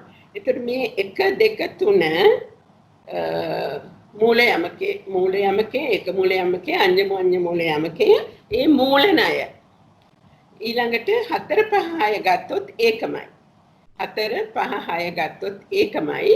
වෙනසකට තියෙන්නේ අපි ඉස්සෙල්ලා කිව්වේ මූල කියලානේ. අපි කියවනේ මූල ණය, මූල ණය, මූලක ණය, මූලක ණය කියලා 4ක් ගැන කතා කළානේ.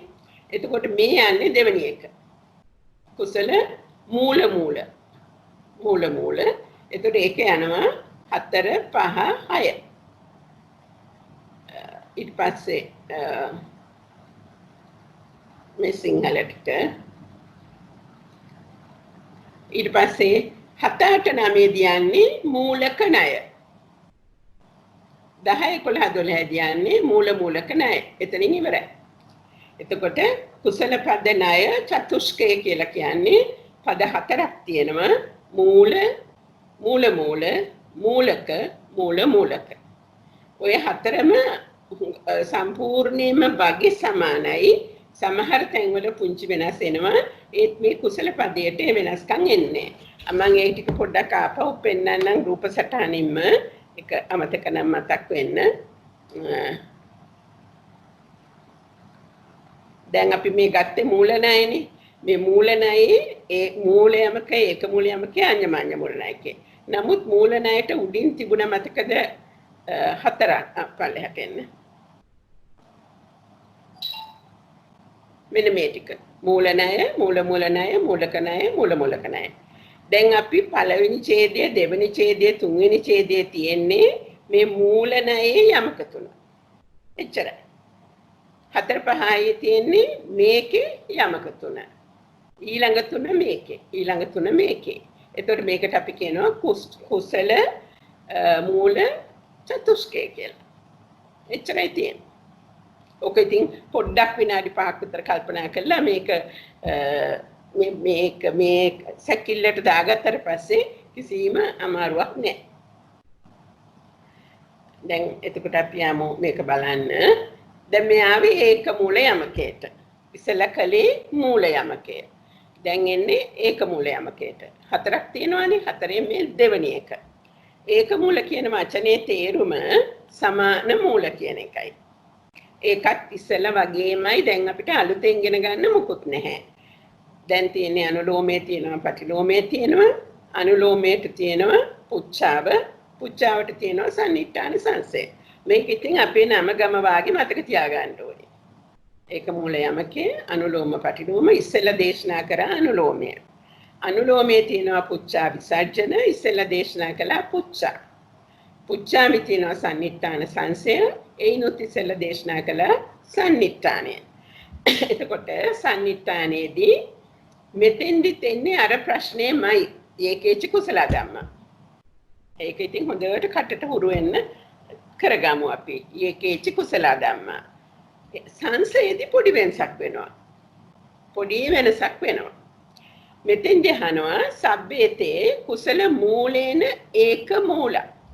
ඉස්සෙල්ලා එහෙම ඇහුවේ නෑ. ඉස්සෙල්ලා ඇහුවේ සබ්බේතේ කුසල මූලා කියලා.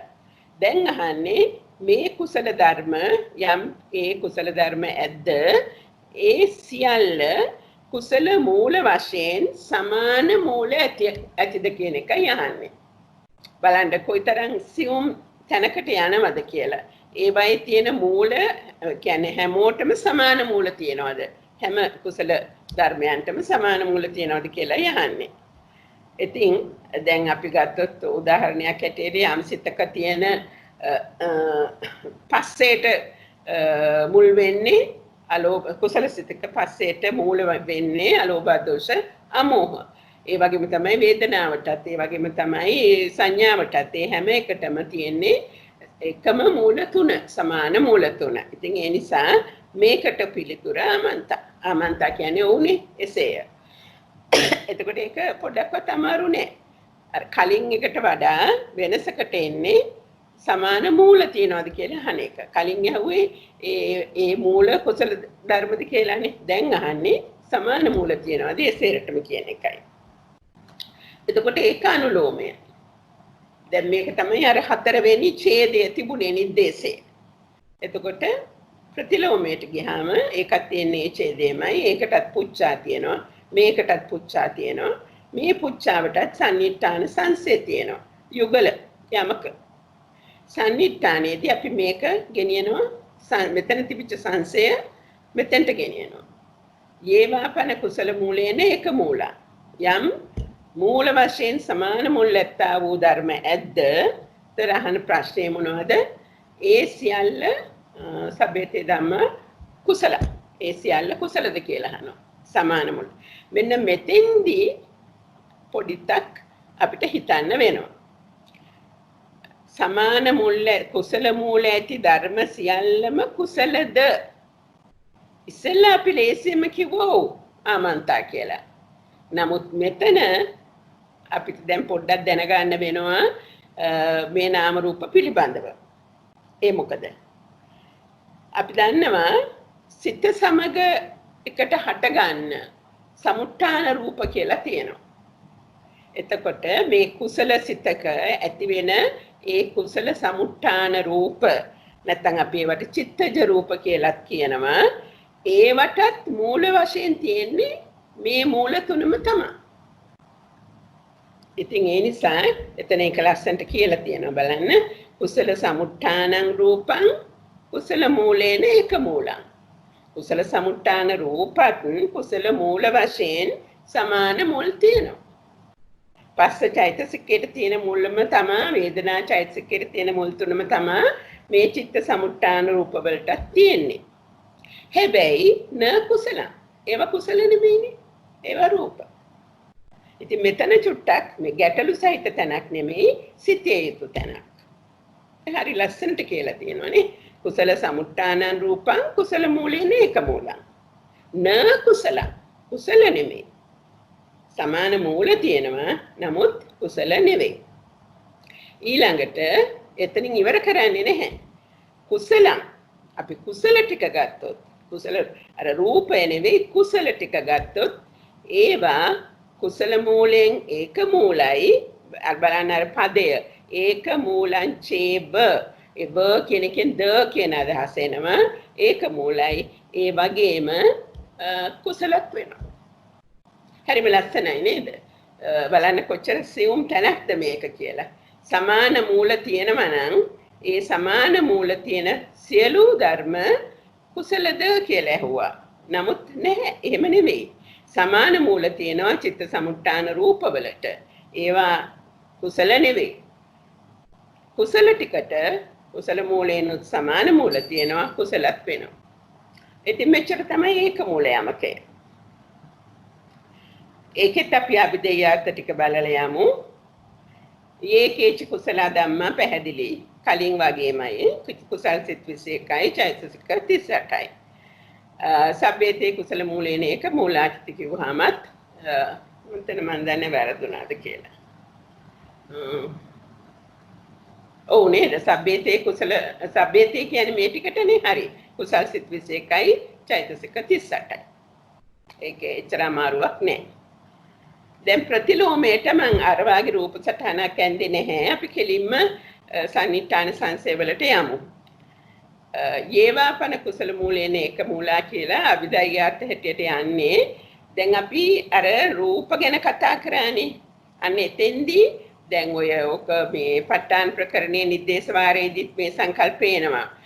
මේ රූප ගැන කතා කරනකොට අපිට කියන්න වෙනවා පංචවෝකාර භූමියේ උපදනා කල්හි කියලා. මොකද අපි දන්නවා රූපාවචර ලෝකවල මේ රූප නැහැනේ. රූප ඇතින් ඒ නිසා රූපාවචර මේ අරූපාවචර ලෝකවල එතකොට පංචවෝකාර භූමියේ උපදින කල්හි මේ කුසල් සිත් 21යි චෛතසික 38යි සමග උපදින සුදුසු පරිදි උපදින චිත්තජ රූපයෝ ඇතුළත් වෙනවා.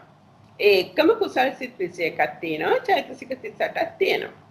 ඒක තමයි මේ යේවාපන කුසල මූලේන එක මූල. ඒ කියන්නේ සමාන මුල් ඇත්තා වූ ධර්ම මොනවද? ධර්ම වෙන්නේ කුසල් සිතුයි චෛතසිකයි මේවා සමග උපදින චිත්තජ රූප ටිකයි. ඒක ලොකු දෙයක් එතන නෑ. එතකොට මෙතන සබ්බේතේ ධම්මා කුසලාති කියනකොට අපි දෙයාර්ථ ඉතාම පැහැදිලි. අපි හිතන්න ඕනේ අපේ හිත ගෙනියන්න ඕනේ මේ වචනයට. කුසල. කුසල කියන්නේ මොනවද? කුසල් සිත් 21යි චෛතසික 38යි. එතකොට දැන් අපි යමක තුනෙන් දෙකක් ගැන කතා කරා. එකක් තමයි මේ මූල ණය, ඊළඟ එක ඒක මූල ණය, ඊළඟ එක දැන් තුන්වෙනි එකට යනවා අඤ්ඤමඤ්ඤ මූල යමකය. ඒ අඤ්ඤමඤ්ඤ මූල දැන් 6:52යි මම නවත්තන්න ඕනේද? ඔය මේක විස්තර අඤ්ඤමඤ්ඤ මූලයමකෙත් පොඩ්ඩ විස්තර කරාම අතර කරන්න හොඳයි නේද? හොඳයි. ඒතර අඤ්ඤමඤ්ඤ මූලයත් කලින් වගේමයි අලුතෙන් මුකුත් ඉගෙන ගන්න දෙයක් නෑ. අනුලෝම ප්‍රතිලෝම අනුලෝමට කියනවා පුච්චාවකුයි විසර්ජනයකුයි. පුච්චාව මොකද්ද? දැන් එන්නේ අර ඒක මූලයෙන් එකෙන් පටන් ගන්න. ඒකේච කුසල මූලේන ඒක මූලා ධම්මා. සමාන මූල අනිත් එක එකිනෙකට මුල් වෙන කියන සංකල්පය මෙතෙන්ට ගේනවා. ඒ සියල්ල සබ්බේතේ කුසල මූලේන කුසල් මුල් වශයෙන් අඤ්ඤමඤ්ඤ මූලාති. ඒක හරිම තර්කානුකූලව යනවා. එතකොට විසර්ජනය ටිකක් දිගයි. මූලානි යානි ඒකතෝ උපජ්ජන්ති කුසල මූලානි. එකට උපදින කුසල මුල් තුන සමාන මුලුත් තියෙනවා. ඒක මූලානි චේව අඤ්ඤමඤ්ඤ මුලුත් වෙනවා. ඒ කියන්නේ එක මූලයක් අනිත් මූලයට මූලයක් වෙනවා කියන එකයි. ඉතිරි ධර්ම අවශේෂා කුසල මූල සහජාතා. ඒව කුසල මූල සමග ඉපදුනාට කුසල මූල සහජාත වෙනවා. කුසල මූල සමාන කුසල මූල තියෙනවා. නමුත් ඒවා එකිනෙකට මූල වශයෙන් ක්‍රියා කරන්නේ නැහැ. විනාඩි 5ක් 6ක් අරගෙන අපි මේක කල්පනා කරාට පස්සේ මේක මතක තියාගන්නත් ඕනේ නැහැ. කුසල මූලයෙන් අඤ්ඤමඤ්ඤ මූල වෙන්නේ මොනවද? මුල් ටික විතරයි.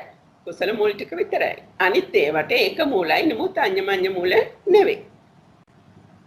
ඒක අනුලෝම අපි පටිලෝමයක් කරමු. පටිලෝමේදී යේවාපන කුසල මූලේන අඤ්ඤමඤ්ඤ මූල. අර ඉස්සල ප්‍රශ්නේ අනිත් පැත්ත හැරෙව්වා. ඒ යම් කුසල මූලයෙන් අඤ්ඤමඤ්ඤ කුසල මූල වශයෙන් අන්‍යෝන්‍ය මූල ඇති ධර්ම කෙනෙක් වෙද්ද ඒ ධර්ම සියල්ලෝම කුසලයෝද? ඉතින් පැහැදිලිවම උත්තරය ආමන්තානේ. ඔව්. සමාන කුසල මූල ඇති කුසල කියන්නේ ඉතින් ඒව කුසල. ඉතින් ඒ ගැන අපිට සැකයක් නැහැ. අපිට අපි අභිදායයට බලමු. ඒකේච කුසල මූලේන ඒක මූලා ධම්මා. ඒ කියන්නේ සමාන මුල් ඇති මූල වශයෙන් සමාන මුල් ඇති ධර්ම මොනවද?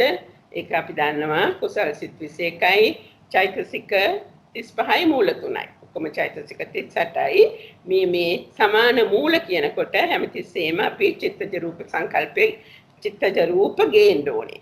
ඒ මොකද සිතත් එක්ක උපදින චිත්තජ රූප වලටත් අර මේ ඒ කුසල මූල තුනම තියෙනවා. නේද? මේ චිත්තජ රූප ගැන ඇත්තටම අපි හිතනවා මදි. සිතත් එක්ක ඇතිවෙන මේ චිත්තජ රූප කුසල සිතක් එක්ක ඇතිවෙන චිත්තජ රූපවල තියෙනවා නේද අර ලස්සන ස්වභාව ටික මොනවද ඒවට කියන්නේ අපි ලහුතා මුදුතා කම්මඤ්ඤතා පාගුඤ්ඤතා වගේ ඒ ලක්ෂණ තියෙනවා නේද? ඉතින් ඒ චිත්තජ රූප වලින් මෙහෙවන අපේ ශරීරය නම්‍යශීලී නිරෝගී ඒ පිළිබඳව ඇත්තටම හුඟක් හිතන්න දේවල් තියෙනවා මේ විශේෂයෙන්ම ඔය නවීන මනෝවිද්‍යාව වාගේ ක්ෂේත්‍රවලදී. එතකොට මේකේ අනිත් යනකොට සබ්බේතේ කුසල මූලේන අඤ්ඤමඤ්ඤ මූලාති. එතන මේ සබ්බේතේ කියන එක මෙතනින් අදහස් කරන්නේ මූල ටිකයි. ඒ නිසා එතන කුසල මූල 3. පටිලෝමයත් ඒ වාගේ ඒවාපන කුසල මූලේන අඤ්ඤමඤ්ඤ කුසල මූල වශයෙන් අඤ්ඤමඤ්ඤ මූල වෙන්නේ කුසල් මූල 3යි. ඒ සියල්ලම කුසලද කියලා අහන්නේ. ඒ සියල්ල කියලා කියන්නේ මේ ටිකටයි. ඒ නිසා ඒකෙත් අපි දෙයාර්ථයේ කුසල මූල 3ම තමයි. එතකොට මෙතන දැන් අපි කලේ මූල ණය විතරයි. හැබැයි මූලක ණය මේ සියල්ලම එකම වගේ. මේ මූල කියන වචනයක් කලින් එනවා. මූලක කියන්නේ මුල් ඇති එවැනි මුල් ඇති මූල කියන එක තේනවා මේ තුන සමානයි. ඒ නිසා ඇත්තටම මේ තුන නැවත කරන එකේ නම් කිසිම තේරුමක් නැහැ. ඒක එතකොට ටිකක් නීරස වෙන්න ඉඩ තියෙනවා. හැබැයි මේක ඉගෙන ගන්නකොට නම් නැවත කියවන එකේ ප්‍රයෝජනයක් තියෙනවා. මොකද එතකොට අවබෝධය තහවුරු වෙනවා, මතකයක් තහවුරු වෙන නිසා. ඉතින් මෙතනින් අපි කුසල පද වල ණය චතුස්කය ඉවර කරනවා. එන අපිට සම්මා වෙලා සෝම මහත්මිය ඒක පෙළේ තියෙන ඒ දෙවෙනි පදයයි තුන්වෙනි පදයයි පොඩ්ඩක් පෙන්නලා ඒක පොඩ්ඩක් විස්තර කරලා දෙනවා කරුණාකරලා. පුළුවන් කිසිම ප්‍රශ්නයක් නෑ. අපි බලමු. එතකොට අපි යන්න ඕන මෙතෙන්ට. හරි.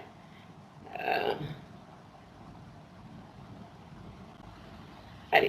දැන් මේ 1 2 3 කියලා අපි මුලින් කිව්වා මූල ණය ගත්තාම මේ තියෙන්නේ ඒකේ මූල යමකය මේක ඒක මූල යමකය කියන්නේ 2 3 කියන්නේ අඤ්ඤමඤ්ඤ මූල යමකය. එතකොට මේක 3 යන්නේ. අය අර යමක 3නේ. දැන් මෙතන බලන්න ඒකේච කුසල මූලේන දැන් මෙතන පාවිච්චි කරනවා ඒක මූලා කියන වචනය. අපි එකට ගිහිල්ලා බැලුවොත් එහෙම නෑ. එකට ගිහිල්ලා බැලුවොත් ඒකේච කුසල ධම්ම සබ්බේති කුසල මූලා. ඒ මොකද ඒක මූල යමකේ ගැනයි අපි කතා කරේ. මෙතන තියෙන වෙනස තමයි මේ හතරේදී එන්නේ සබ්බේතේ කුසල මූල කුසල මුල් නැමැති මුල් කියන අදහස් තමයි මම හිතන හැටියට එතන එන්නේ. එතකොට මේක මූල ණය.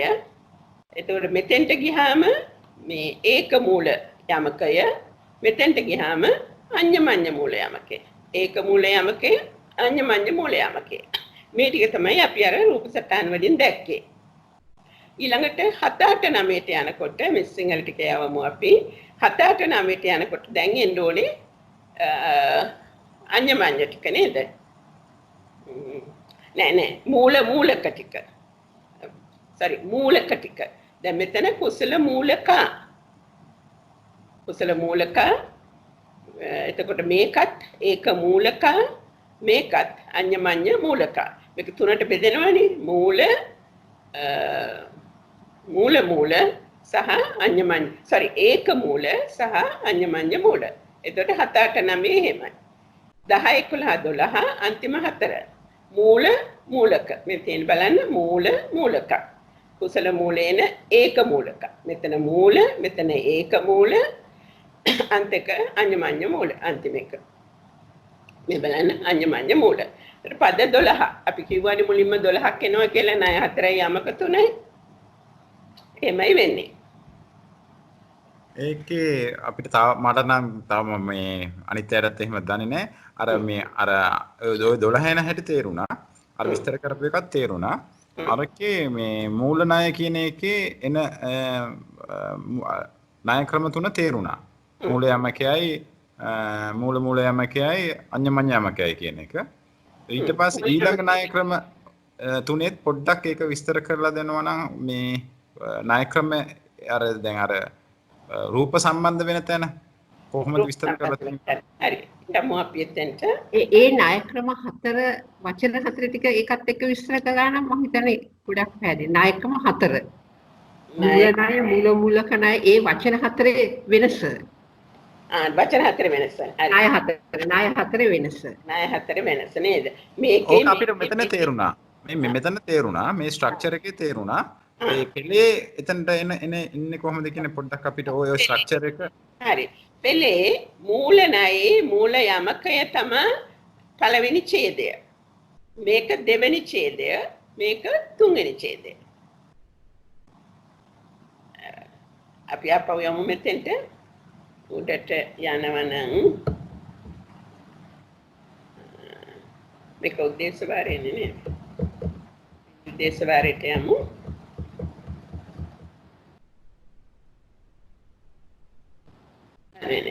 ගොඩක් දුර ගියා නේද? තාම අපි ඉන්නේ උද්දේශ වාරයේද? ඔව් තාමින උද්දේශේ 16 තමයි. හරි. ඔන්න බලන්න දැන් මෙතන එන්න 1 2 3 කියන 3 තමයි යන්න ඕනේ. ඇයි 3 යන්නේ? මේ තියෙන්නේ යමක 3 බැගින්නේ. මේ පළවෙනි යමකය මූල යමකය. මෙතන කියන්නේ මූල යමකය. මෙතන කියන්නේ ඒක මූල යමකේ සමාන මුල් ඇතිද මෙතන කියන්නේ අඤ්ඤමඤ්ඤ මූල යමකේ අපිට ඒක තේරුණා ඒක දෙවෙනි පදය විස්තර කරන්න කියන එක 2යි 3යි අය එතකොට අනිත් ඒවාත් අපිට ඒ අනුසාරයෙන් විස්තර කරගන්න පුළුවන් දෙවෙනි පදය හරි දෙවෙනි පදය කුසල මූල වශයෙන් සමාන මූල ඇද්ද කියන එකයි දැන් වෙනසක තියෙන මේ එක මූලات කියන වචනේනේ කුසල මූලේන ඒක මූල සමාන මූලද තියෙන්නේ ඔක්කොම කුසල පදවලට තියෙන සමාන මූලද මම තේරුම් ගත්ත හැටියට ඒ කියන්නේ මෙහෙමයි අපි ගමු කාමාවචර මහා කුසල් සිත ගන්නවා කියලා එතකොට ඒකේ අපි දන්නවා චෛතසික යම් සංඛ්‍යාවක් තියෙනවා කොච්චර තියෙනවද 38ක් නේද එතකොට දැන් සිතයි ඒ චෛතසික ටිකටයි ඔක්කොටම තියෙන්නේ සමාන මූලද කියන එකයි අහන්නේ එතකොට අපි ගත්තොත් පළවෙනි චෛතසිකයේ හැටියට ඕනම චෛතසිකයක් ගන්නකො පස්ස චෛතසිකය ගත්තොත් මේ අපි මෙතෙක් කල් එහෙම හිතුවේ නැති වුණාට මේ චෛතසික හැම එකක්ම අර කුසල මූල වලින් මූල හැටියට ක්‍රියා කරනවා මේවට. ඒකට මේ පස්ස චෛතසිකයට තියෙනවා අලෝභ ආදේශ අමෝහ කියන මුල් තුන. අපි වේදනා චෛතසිකය ගත්තොත් ඒත් එහෙමයි. ඒ තුන සමානව තමයි අර හැම කුසල ධර්මයකටම මූල වශයෙන් ක්‍රියා කරන්නේ. නැත්නම් හේතු වෙන්නේ. ඒක තමයි ඒක මූලා කිව්වේ. ඒක කියන වචනේ තේරුම සමාන කියන එකයි. පැහැදිලිද ඒක? ඔව් ඒක පැහැදිලි. ඊට පස්සේ තියෙන එකත් පොඩ්ඩක් පැහැදිලි කරලා දෙන්න පුළුවන්ද? ඒවා පන කුසල මූලයෙන් එක මූලා සම. අඤ්ඤමඤ්ඤ මූලාති නේද? නෑ ඇහෙනවද මං කියන්නේ? ඒවා පන කුසල මූලයෙන් ඒක මූලා. එහෙනම් ජයත මාත්‍යා පොඩ්ඩක්.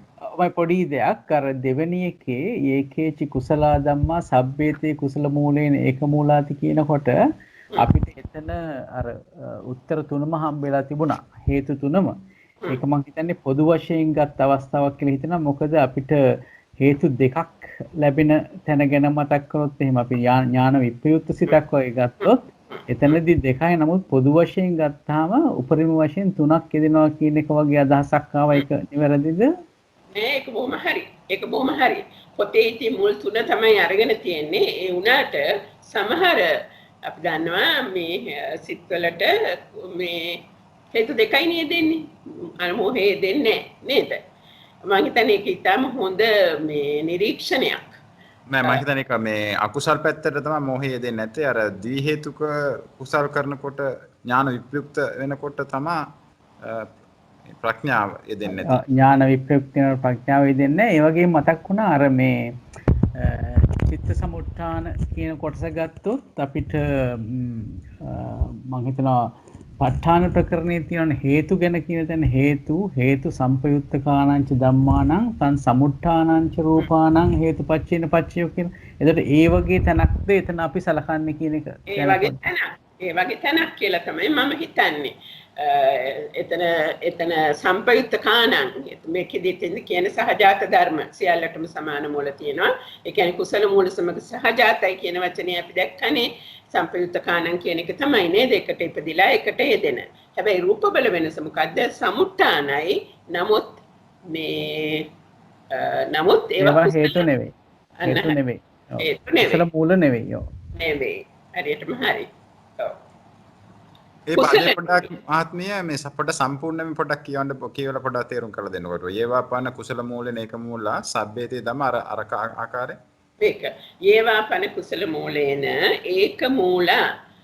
එතකොට කුසල මූල වශයෙන් සමාන මුල් ඇති ධර්ම කියන එකනේ ඒකේ තේරුම.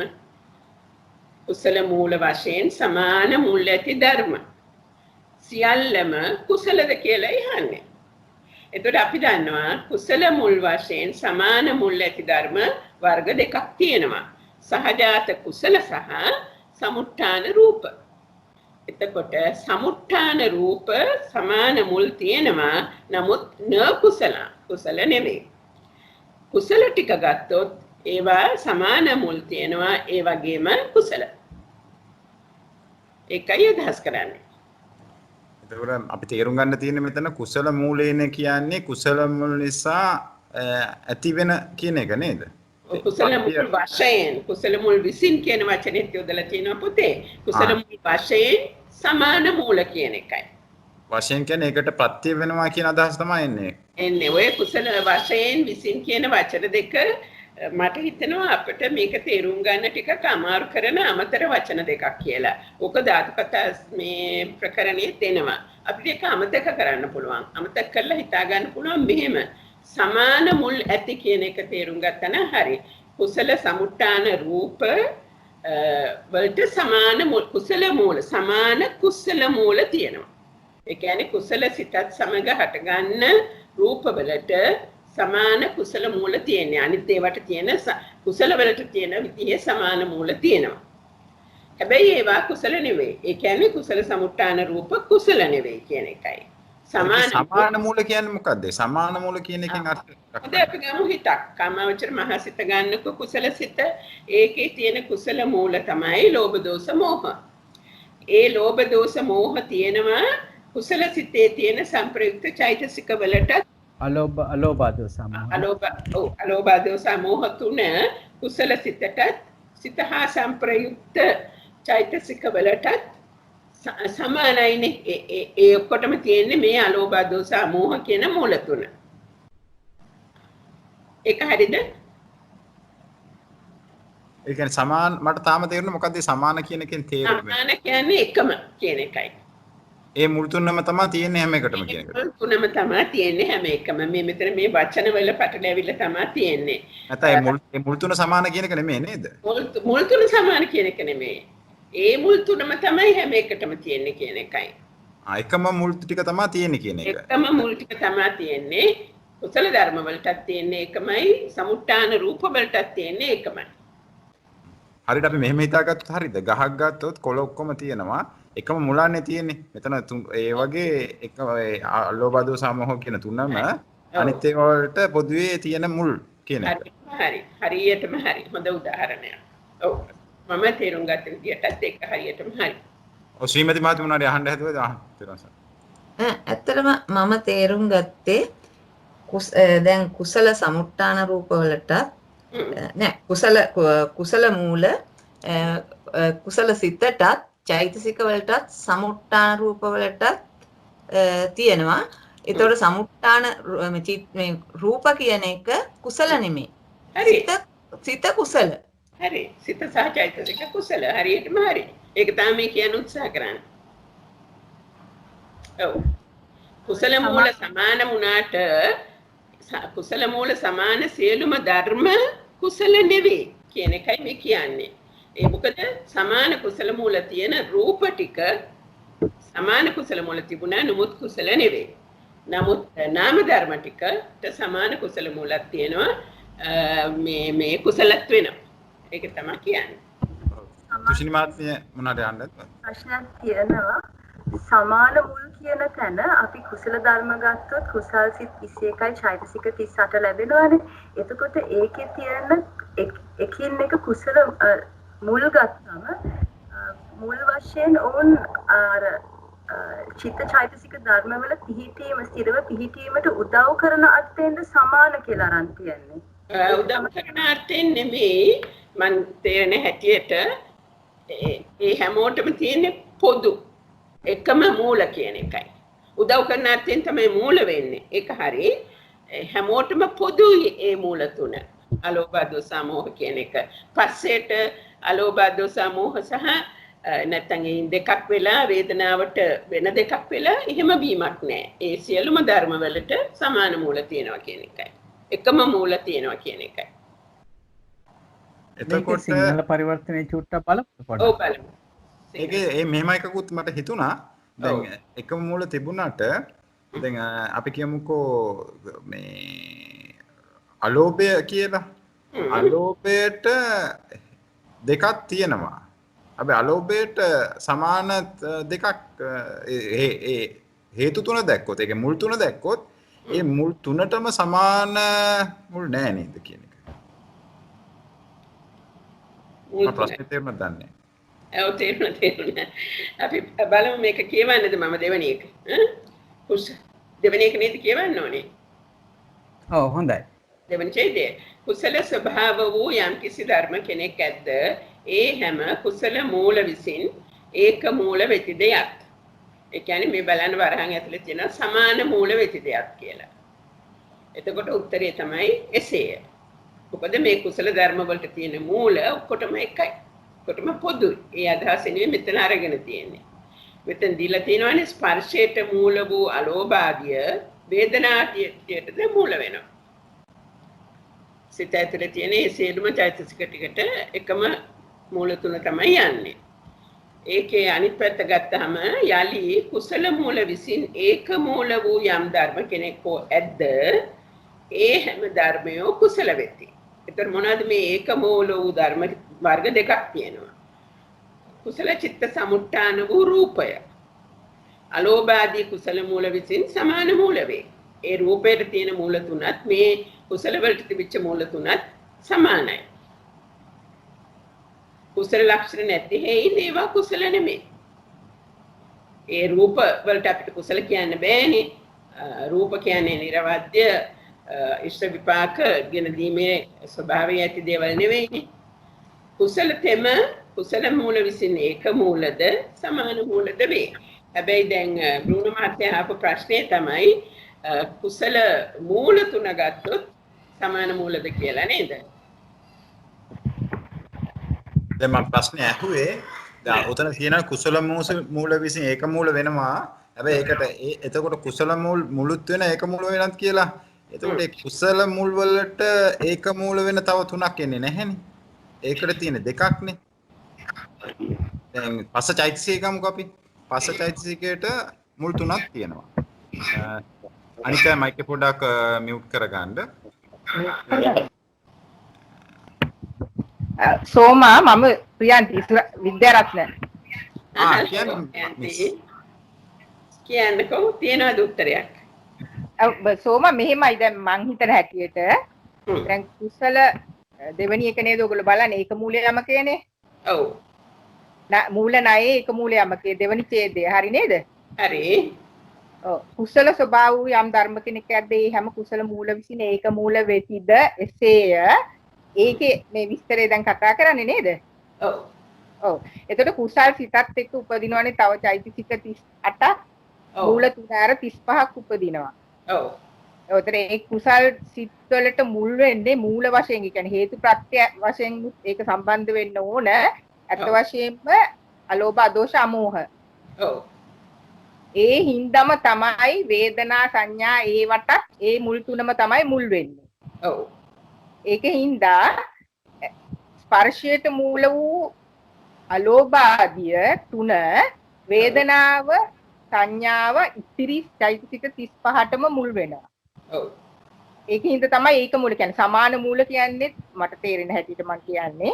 ඔව්. ඒ අර මුල් තුනම තමයි ඉතිරි චෛතසික ඔක්කොටම මූල වශයෙන් උපකාර වෙන්නේ. ඔව්. ඊට පස්සේ අනිත් පැත්ත කියනවා චිත්ත සමුට්ඨාන රූප වලටත් ඒවා මුල් වෙනවා නමුත් ඒවා කුසල නෙමෙයි. කුසල සමාන මූල වෙනවා නමුත් කුසල වෙන්නේ නැහැ. මොකද අපි දන්නවා කුසල ධම්මා කියන්නේ රූප නෙමෙයි. ඔව්. චිතුයි චෛතසිකයි පමණයි. ඒතකොට චිත්ත සමුට්ඨාන රූප ඒක මූල වෙනවා හැබැයි කුසල් වෙන්නේ නැහැ. ඔව්. ඔව්. ඒ විදිහට තමයි ඔව් ඒක පැහැදිලි. ප්‍රියතිමිස් දැන් ප්‍රියතිමිස් සම්බන්ධ වෙන්න හොඳයි මේ අපි කොච්චර වාග්යවන්තද කියලා හිතුණා. මේ දැන් මංගල මහත්තයා තියෙන මංගල මහත්තයා ප්‍රශ්නේ තේරෙයි. දැන් පස්සේට ඒක මූල වෙනවා.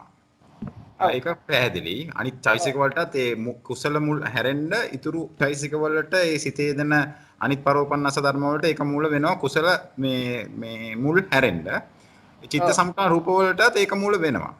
හැබැයි ඒ මුල් තුනට ඒක මූල වෙන්නේ නැහැ නේද කියන එක තියෙනවා. මුල් තුනත් ඒක මූල වෙනවා. ඒ මුලුත් ගන්නවා. ඒ කියන්නේ 35යි මේ මුල් ගැන විශේෂයෙන් කියනවා වෙනම තුන ඒක මූල වෙනවයි කියලා අපි එතකොට මම මෙහෙම ඇහුවොත් අලෝභයට තව අලෝභයක් කොහොම මේ ඒක මූල වෙන්න. දැන් පස්සේ ගත්තොත් පස්සේට තියෙන අලෝභ අදෝස සමෝහ කියන තුනක්. එතකොට මේක ඒකට මූල නෙමෙයි. ඇත්තට මේ මුල් නිසා ඒ මුල් ප්‍රත්‍ය කරගෙන උපදිනවයි කියන එක තමයි මට තේරෙන හැටියට යන්නේ. මේ මුල් නිසා තමයි කුසලය අකුසලය කුසල අලෝභය අදෝෂය අමෝහය තුනත් ඉතිරි වේදනා පස්ස වේදනා චෛතසික ටිකක් ඒ මුල් හින්දම උපදිනවා අර මුල් තුනත් ඇතුළුව. හරි ප්‍රත්‍යවල නම් අපිට තේරෙනවා මිස් දැන් හේතු ප්‍රත්‍ය ගත්තොත් හේතු ප්‍රත්‍ය තියෙනවා අලෝභයට හේතු ප්‍රත්‍ය තියෙනවා අදෝෂය අමෝහය තියෙන නිසා. ඒක හේතු ප්‍රත්‍ය තියෙනවා.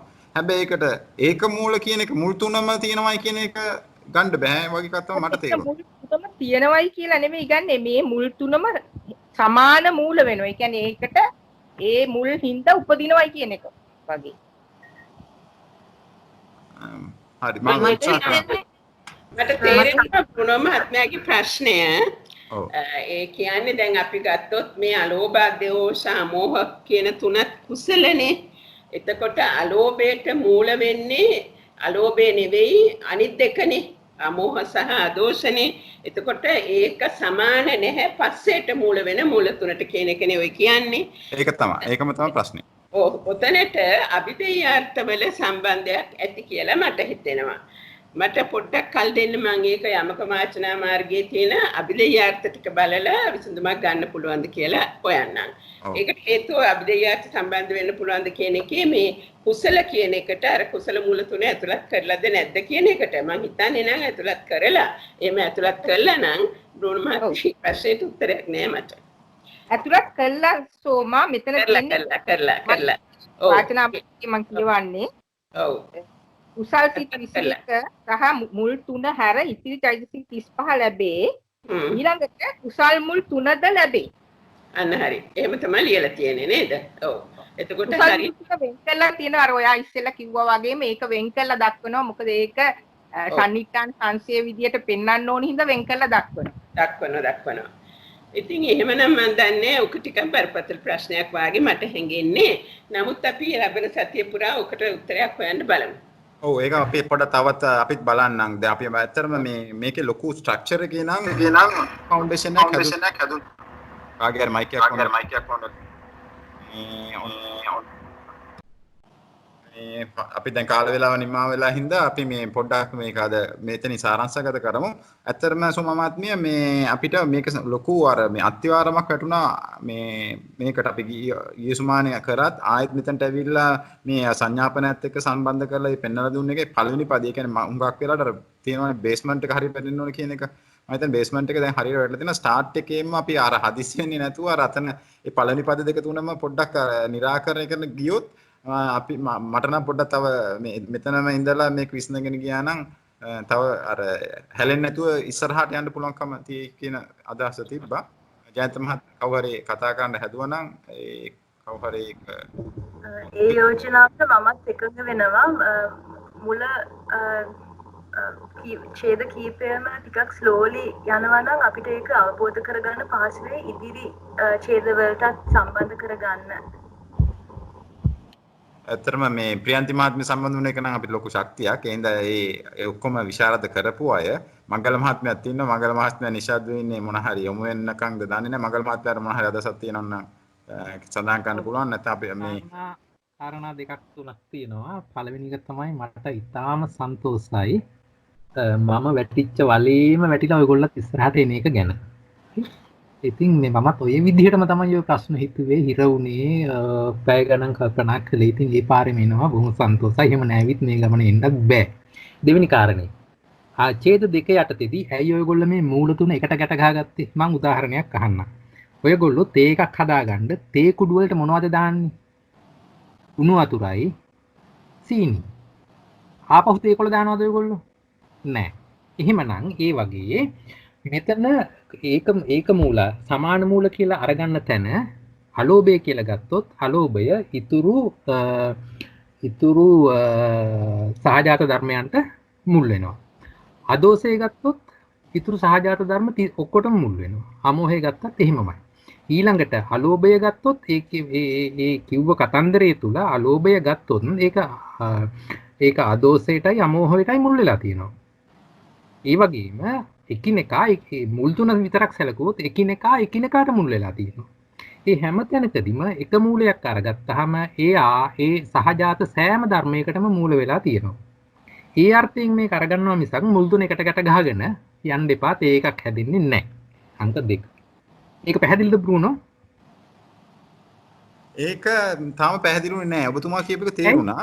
දැන් ඒකෙදි ඒක මූල කියන්නේ සමාන මූල කියන එකනේ ඒක මූල කියපුවාම ඔව් අලෝභය සමාන මූලය. එතකොට ඔයා අලෝභය කියන එක අරගත්තොත් අලෝභය කියන එක අදෝසයටත් සමාන මූල වෙනවා, තස්සයටත් සමාන මූල වෙනවා. අනිකුත් චෛතසික 36 අතරින් ඕනම එකකට මේ මූලෙමයි. අලෝභයමයි. හරිද? එතකොට ඒකට ආයේ මූල කියලා හෝ එතනදී කතා කරන්නේ එක මූලයක් අරගත්තාම ඔහු එහි සහජාත වූ සෑම ධර්මයකටම සමානම මූලභාවය ලබා දීලා තියෙනවා. ඒක ඒද බීද සීද කියන එක ප්‍රශ්නයක් නැහැ. ඒ කියන්නේ මංගල මහතා එක වෙලාවක කුසලයක් තමයි එක වෙලාවක කුසලයක් ගැන විතරයි අපි මේ අවස්ථාවේ හිතන්න ඕනනේ. ඒ කියන්නේ එක වෙලාවක කුසලයකට හෝ එක වෙලාවක කරපු කුසලයකට මේ මුල් වෙච්ච කුසල මූල ගැන විතරයි මේ වෙලාවේ හිතන්න ඕන. පැහැදිලිවම දැන් පඨවි ආපෝ තේජෝ වායෝ කියලා ගත්තාම උන් හතර දෙනා එකටමයි එන්නේ. ඒ හතර දෙනා වෙන් කරන්න බෑ. නමුත් අලෝභ දෝස සමෝහයෙන් ප්‍රශ්නයක් නැහැ. ඒවා එක ස්වාධීනව තියා කරන අය. ඉතින් ওই තුන් දෙනා ඔයගොල්ලෝ මේ ගැට ගහ ගන්න යන්න එපා. එක එක්කෙනාගේ ඒක මූලභාවය ඒ විදිහට සලක ගන්න. එහෙම වුණාම ඔයා ත්‍රි හේතුක කුසලයකදී පස්සේ සම්බන්ධයෙන් මට මුල් 3ක් ඇවිල්ලා තියෙනවා. හැබැයි අලෝභය සම්බන්ධයෙන් මට මුල් 2යි ආවි කියලා කතා කරන්න එපා. ඒක හැදෙන විදිහට හිතලා බලන්න. හරි? ඕගොල්ලන්ට ඔක බැලුවා නම් ප ဋ ාණ නිर्देश වාරය ඔයගොල්ලෝ ඉගෙනගෙන ආවේ මෙතෙන්ට. මේ විභංගයත් එක්ක. ඔව් ඔව්. එතකොට ප ဋ ාණ නිर्देश වාරේ හේතු සම්පයුක්තකානම් ධම්මානම් තන් සමුට්ඨානංච රූපානම් හේතුපච්චේන පච්චයෝ. ඉතින් එතන මොනවද ඔයගොල්ලෝ ගත්ත අපි දෙයියාර්ථ. ඒ විදිහට මෙතන ගලපන්න. එකම මෙතන හේතු ප්‍රත්‍ය තේරෙනවා. අපේ මෙතන දැන් කියමුකෝ අලෝභයට හේතු ප්‍රත්‍යක් තියෙනවා කියන එක පැහැදිලි. හැබැයි අලෝභයට ඒක මූල වෙනවා කියන එක තේරෙන්නේ නැහැ. ඒ අලෝභයට ඒක මූල වෙනවා කියන්නේ හොඳයි අලෝභයට මොනවද මූල වෙන්නේ? ඒක මූල වෙන්නේ අපි හිතමුකෝ මට තේරෙන්නේ දෙකක් තියෙනවා. අලෝභයට අදෝසය ඒක මූල වෙලා නැද්ද? නෑ. දැන් අපිට කියලා තියෙන ඔක්කොමට සමාන මූල කියලා කියලා තියෙන ඒක මූල කියන සමාන මූල කියන එකනේ. සමාන මූල. එතකොට අලෝභයට මූලයක් වෙච්ච අදෝසය පස්සේට මූල වෙලා නැද්ද? දැන් මෙහෙම කියමු මම මගේ ප්‍රශ්නේ මෙහෙම ඉදිරිපත් කරන්නම්කෝ. යාළුවෝ තුන් දෙනෙක් කියමුකෝ. ඒ යාළුවෝ තුන් දෙනාට කියනවා සමාන යාළුවෝ ඉන්නවා කියනවා සම්ප්‍රයුක්ත ඔක්කොමලට. එතකොට ඒ පැහැදිලි අනිත් අයට පරපනස චෛතසික කියමුකෝ. දැන් යාළුවෝ තුන් දෙනා කියමුකෝ මේ අලෝභ දෝස සමෝහ උතුරු චෛතසික මේ ටිකට ඒක පොදුයි. තුන් දෙනෙක් ඉන්නවා. අර එතකොට චිත්ත සමුට්ඨාන වලට තුන් දෙනෙක් ඉන්නවා. එතකොට ඒ යාළුවෝ තුන් දෙනාට යාළුවෝ තුන් දෙනෙක් ඉන්නවද? හරි. ඔතන ABC කියලා යාළුවෝ තුන් දෙනෙක් ඉන්නවා. හරි. ඔහො එහෙම නැත්නම් ඇල්ෆබෙට් එකේ හැටියට 26 දෙනෙක්ම යාළුවෝ ඉන්නවා. ඒ කියන පුද්ගලයා ගත්තොත් ඒට ඉතුරු 25 දෙනාම සහජාතයි ඒක මූලයි. B එතකොට A කියන එකාට B සහජාතයි ඒක මූලයි. B කියන එකා ගත්තොත් B ට A ඒක මූලය තිබුණා වගේම B ආපහු ඒක මූල වෙනවද? එහෙම වෙන්න බෑනේ. ඔයාට ඔයාව යාළුවෙක් වෙනවද? ව්‍යවහාරයේදී අපි කතා කරන්නේ කවටින්න යාළුවෝ. ඒක තමයි සමාන වෙන්නේ නැහැ කිව්වම එතකොට. ඉතින් සමාන මූල වෙන්නේ නැහැ නේ කියලා. ඉතින් සමාන මූලතාවය ඔව් සර් විද්‍යාර්ථ සර්ද? ඔව් ඒක ගන්නයි. ඔය අපේ බ්‍රූනෝ මහත්මයාගේ ප්‍රශ්නෙට උත්තරේ තියෙනවා ඊළඟ ඡේදයේදී අන්‍යෝන්‍ය මූල අඤ්ඤමඤ්ඤ මූල ස්වභාවය කියන්නේ මුල් අතර තියෙන මූල වෙනස් ස්වභාවයමයි. ඔයාගේ උත්තරේ එතන තියෙනවා. ඒකට කියපු ගමන් ඒ උත්තරේ එනවා. අඤ්ඤමඤ්ඤ කියලා කිව්වොත් තේරෙනවා. සමාන මූල කියනකොට ඒක චීලේ. සමාන මූල කියපුවම තමයි අර ප්‍රශ්නේ ආවේ මට. වේලාසෙනින් තේරුම් කරපු ක්‍රමයේ සමාන මූලයකට හරියටම හරි. එතකොට අන්‍යෝන්‍ය භාවය ඊළඟ ඡේදයේදී පෙන්වන්න කරනවා. මට පේන හැටියට එහෙමයි අපේ සෝමනෝන පැහැදිලි කරපු ක්‍රමයේ හරියට මෙතන පැහැදිලි වෙනවා. හැබැයි උත්තරය හරියද පැහැදිලි වුණා කෙසේ වෙතත් මේ ඔඩියන්ස් එක ගැන හිතද්දී නම් මට මේ අපිට නම් මේ ලොකු ගමනක් යන්න පුළුවන්කම තියෙනවා. කියන්නේ විශාරදම 4 දෙනෙක් ඉන්නවා. මේ මොනවා ලොකු පිනක් කරලා තියෙනවා ඉතින් අපි නම්. මේ අද කාලේ වෙලාවක හම්බි මම මේ යෝජනා කරනවා මංගල මහත්තයා ඔය 4 දෙනාටම මේ සම්බන්ධ වෙලා මෙන්න කියලා මේ ලෝක සත්‍යයේ නිරාමිෂ සේවය සඳහා මේක ඔඩියන්ස් එක ගැන නම් මට දැන් හිතා ගන්නවත් බැහැ. මේ ජයන්ත මහත්තයාට මම යොමු වෙනවාද කාල වේලා ගැන හිතලා අපි පස්සේ ඔතන විමු අපි විශාරද භාවය අපේ සෝමනෝන පටන් ගන්නකොටම කිව්වා විශාරද භාවය කියන්නේ ආත්පසින්ම දන්නා ස්වභාවය. මේ අපි විභාගයක් පාස් වුණාට විශාරද වෙන්නේ නැහැ. ඒ සියල්ලම ආත්පසින් දන්න ස්වභාවය වෙන්නම ඕන විශාරද වෙන්න. ඉතින් මේ කරන ඔබතුමන්ලා මේ කරන ක්‍රියාවලියෙන් ඒක තවදුරටත් ප්‍රචලිත වෙනවා ඒකට උදව් වෙනවායි කියලා මම පුණ්‍යවන්තනා කරනවා. බොහොම පින් බොහොම පින් ජයන්ත මහත්තයාට ජයන්ත මහත්තයා තුසිනි මහත්මියට යමක් කියන්න තියනවද? ඒන් දෙයක් මට පැහැදිලි කරගන්න මංගල මහත්මයාගෙන් ඒක තමයි දැන් අපි අලෝභය ගත්තොත් අලෝභය කියන මූලය අනිත් අදෝෂ සහ අමෝහ කියන මුල් දෙකට එක සමානව මූල වශයෙන් ක්‍රියා කරන නිසා සමාන මූල කියලා කියනවා. ඒ වගේම සහ අනිත් පස්ස ආදී චෛතසික වලටත් එක සමානව මුල් වශයෙන් ක්‍රියා කරනවා. එතකොට ඒ කිසිම වෙනසකින් තොරව එක සමානව මූලභාවයෙන් ක්‍රියා කරන නිසාද මේ සමාන ඒක මූල කියලා කියන්නේ. ඒක තමයි මගේ ප්‍රශ්නේ. අපි මේ මංගල මහත්මයාට යොමු වෙමු. අපි මම හිතන හැටියට අද කාල වේලාව ගැන හිතලා පොඩ්ඩක් අපි ලබන සුමානේ මේ ප්‍රශ්නෙම පටන් ගමු. මම හිතන්නේ මේක හොඳ අපි හදිස්සියෙන් මේ එක්සෑම් එකක් එම් කළා කරන්නේ නැහැනේ. තුසිනි මහත්මිය මේකේ තව මූලික මට්ටමේ අපිත් බලාගෙන ඇවිල්ලා මේ ඔඩියන්ස් එක දැන් ගැන හිතද්දි මට එකයි කිව්වේ නිකන් අර හිතා ගන්න බැරි උදව්වක් අපිට වෙලා තියෙනවා. ඒක අපි සාකච්ඡා කරමු. මේක අර වෙලාව ගැන අපි හිතන්න ඕනේ. හතමාර වෙද්දී නවසීලන්තවල වල සම්බන්ධ වෙන අයගේ වෙලාව දැන් පාන්දර 2 පහු වෙනවා. ඒගොල්ලෝ ගැන හිතලා අපි මේක අද අපි සාකච්ඡාව මෙතනින් මේවා කරමු. ආයෙ මෙතනම ඉමු අපි. මම කියන්නේ හදිස් වෙන්න ඕනේ නැහැ. මේ ගැන අපි ඩීප්ලි අපිත් ආයෙ පොඩ්ඩක් මේ මමත් පොඩ්ඩක් බලන්න ඕනේ මේක තව පොඩ්ඩක් ඩීප්ලි බලලා මේ මංගල මහත්මයා කියපු එකේ මට භාගයයි මේ උත්තරේ හම්බුනේ.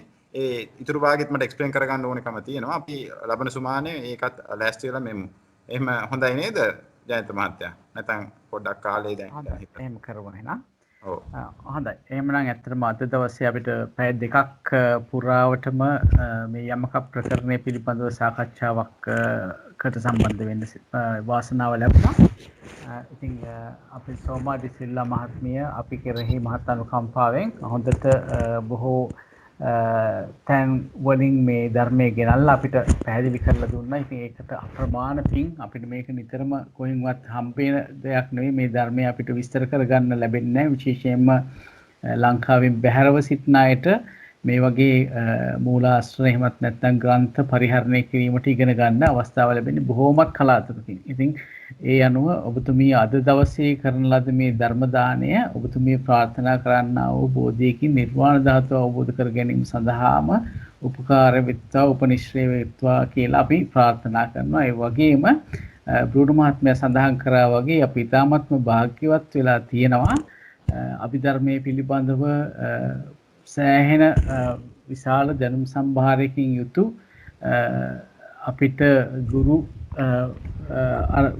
ගුරුවරුන් විදිහට සම්බන්ධ වෙන්න පුළුවන් දක්ෂකම් තියෙන ඒ වගේම කලින් උගන්වල පළපුවණු ඇති අපේ විද්‍යාරත්න සයි වගේ මංගල මහත්මයා ඊට පස්සේ අපේ විද්‍යාරත්න මහත්මයාගේ නෝන මහත්මයා ආදී ප්‍රියන්ති නෝන මහත්මයා වගේ හැමදේ ඒගොල්ලන්ගේ එකතු වීම අපිට කියලා නිමක් කරන්න බැරි සම්පතක් කියලායි අපි හිතන්නේ. ඉතින් දිගටම සම්බන්ධ වෙන ලෙස අපි ආයාචනා කරනවා. මොකද ඒකෙන් අපිට වෙන ලාභය සලකලායි අපේ පෞද්ගලික ලාභය සලකලායි අපි කියන්නේ මෙතන ඉන්න 26 දෙනෙක් අද සම්බන්ධ වෙලා ඉන්න දැනට ඊට වඩා වැඩි පිරිසක් කලින් හිටියා.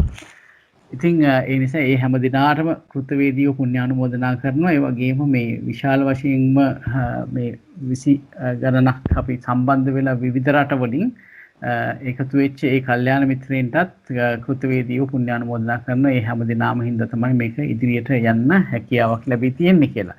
ඉතින් යනවා අද දවසට නියමිත වැඩසටහන නවත්වනවා. ඒ වගේම අවසාන වශයෙන් අපි අමතක කළ යුතු නැහැ බ්‍රූනෝ මහත්මයා.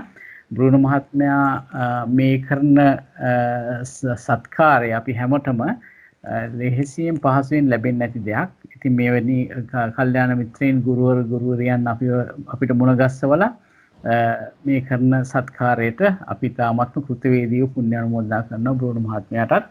එහෙනම් අපි දෙවියන්ට පින් දීලා වැඩසටහන නිමා කරමු. එකත් විතර සඳහන් කරනවා මේ ඔක්කොම ලැබුණ ඉතින් පටාන සභාවේ අනුග්‍රහයෙන් තමයි ඒ රිටන්ට ගිය නිසා වෙස්බු ස්වාමීන් වහන්සේ ප්‍රමුඛ ඒ කාර්ය මණ්ඩලයේ හැම දෙනාම මේ ගුරුවරුන්ටත් අපි යම් කිසි දෙයක් ඉගෙන ගන්න ඕන නම් ඒකේ පින අනුමෝදනම් විය යුතුයි කියන එකයි මගේ අදහස. විශේෂයෙන් සුගතන් සාමුද්‍රොත් යම් කිසි ආරම්භයක් මූල ආරම්භයක් වෙලා තියෙනවා මේකට නොදැනුවත්ව හෝ දැනුවත්ව ඒක විශාල කොටසක් කරනවා මා තේන්දා අපි නම් පින් අනුමෝදන් කළා ඉවරම් අවසන් කරමු තේරුම්. මම කියන්නේද? මම කියන්න ඕනේ මේක මම සැලකනවා මේක අතිශයින්ම මේ අපි සංසාරේ යන ගමනේදී ලැබෙන අතිශයින්ම විරල කල්යාණ මිත්‍ර ආශ්‍රයක්. අද දවසේ තවත් භාග්යක් අපිට තියෙනවා. මොකද මේ විද්‍යාරත්න මහත්මයා එම නෝනා මහත්මිය මංගල මහත්මයා එතකොට ඒ අයගේ සහභාගීත්වය නිසා අපිට ධෛර්යයක් මේක ඉදිරියට ගෙනියන්න. ඒ වගේම මේ වගේ ප්‍රශ්න ඇති වෙලා ඒක සාකච්ඡා කිරීම තුලින් තමයි අපේ දැනුම තව තවත් මේ ටිකක් හොඳ තත්වයකට ගැඹුරු තත්වයකට යන්න පුළුවන් වෙන්නේ. ඉතින් එහෙම මේ කල්යාණ මිත්‍ර සංගමයක් මට ලැබිච්ච එකට මම පින් අනුමෝදන් කරන්න කැමතියි. සහභාගී වෙච්ච හැම දෙනාටම බ්‍රූනෝ මහත්මයා මේක සංවිධානය කරනවා. ඒ සියලු දෙනාටත් ඒ පවුල් වල අයටත් ගුරුවර දෙමව්පිය ආදීන්ටත් මේ ධර්ම සාකච්ඡාවෙන් ලබාගත්තු පින් කුසල් අනුමෝදන් කරනවා. බොහොමත්ම පින් මටත් මේකට සහභාගී වෙන්න අවස්ථාව සැලසලා දුන්නට. හොඳයි. ඒ වගේම අපි ඊටමත්ම ගෞරවයෙන් සඳහන් කරනවා අපිට ධර්මය කියා දෙන්න නැත්නම් විස්තර කර දෙන්න සහභාගී වෙන කට්ටිය තුෂ්ණි මහත්මිය වගේ අය ඊටමත්ම නිහතමානීව මේ වගේ ධර්ම සභාවලට එකතු වෙලා අපිව තව තවත් දැනුවත් කරන එක ගැනත් අපි විශේෂයෙන්ම කෘතවේදීව පුණ්‍ය අනුමෝදනා කරනවා. එහෙමනම් අද දවසේ අපි දෙවියන්ට පින් දීලා වැඩසටහන නිමා කරමු. ආකාසට්ඨා චුම්මට්ඨා දේවා නාග මහිද්దికා පුඤ්ඤන්තං අනුමෝදිත්වා චිරන් රක්칸තු සම්බුද්ධ ශාසනං චිරන් රක්칸තු සම්බුද්ධ දේශනං චිරන් රක්칸තු සම්බුද්ධ ශාවකං සාදු සාදු සාදු. කොහොම පින් එහෙනම් අපි නැවත වරක් හම්බ වෙමු ඊළඟ වැඩසටහන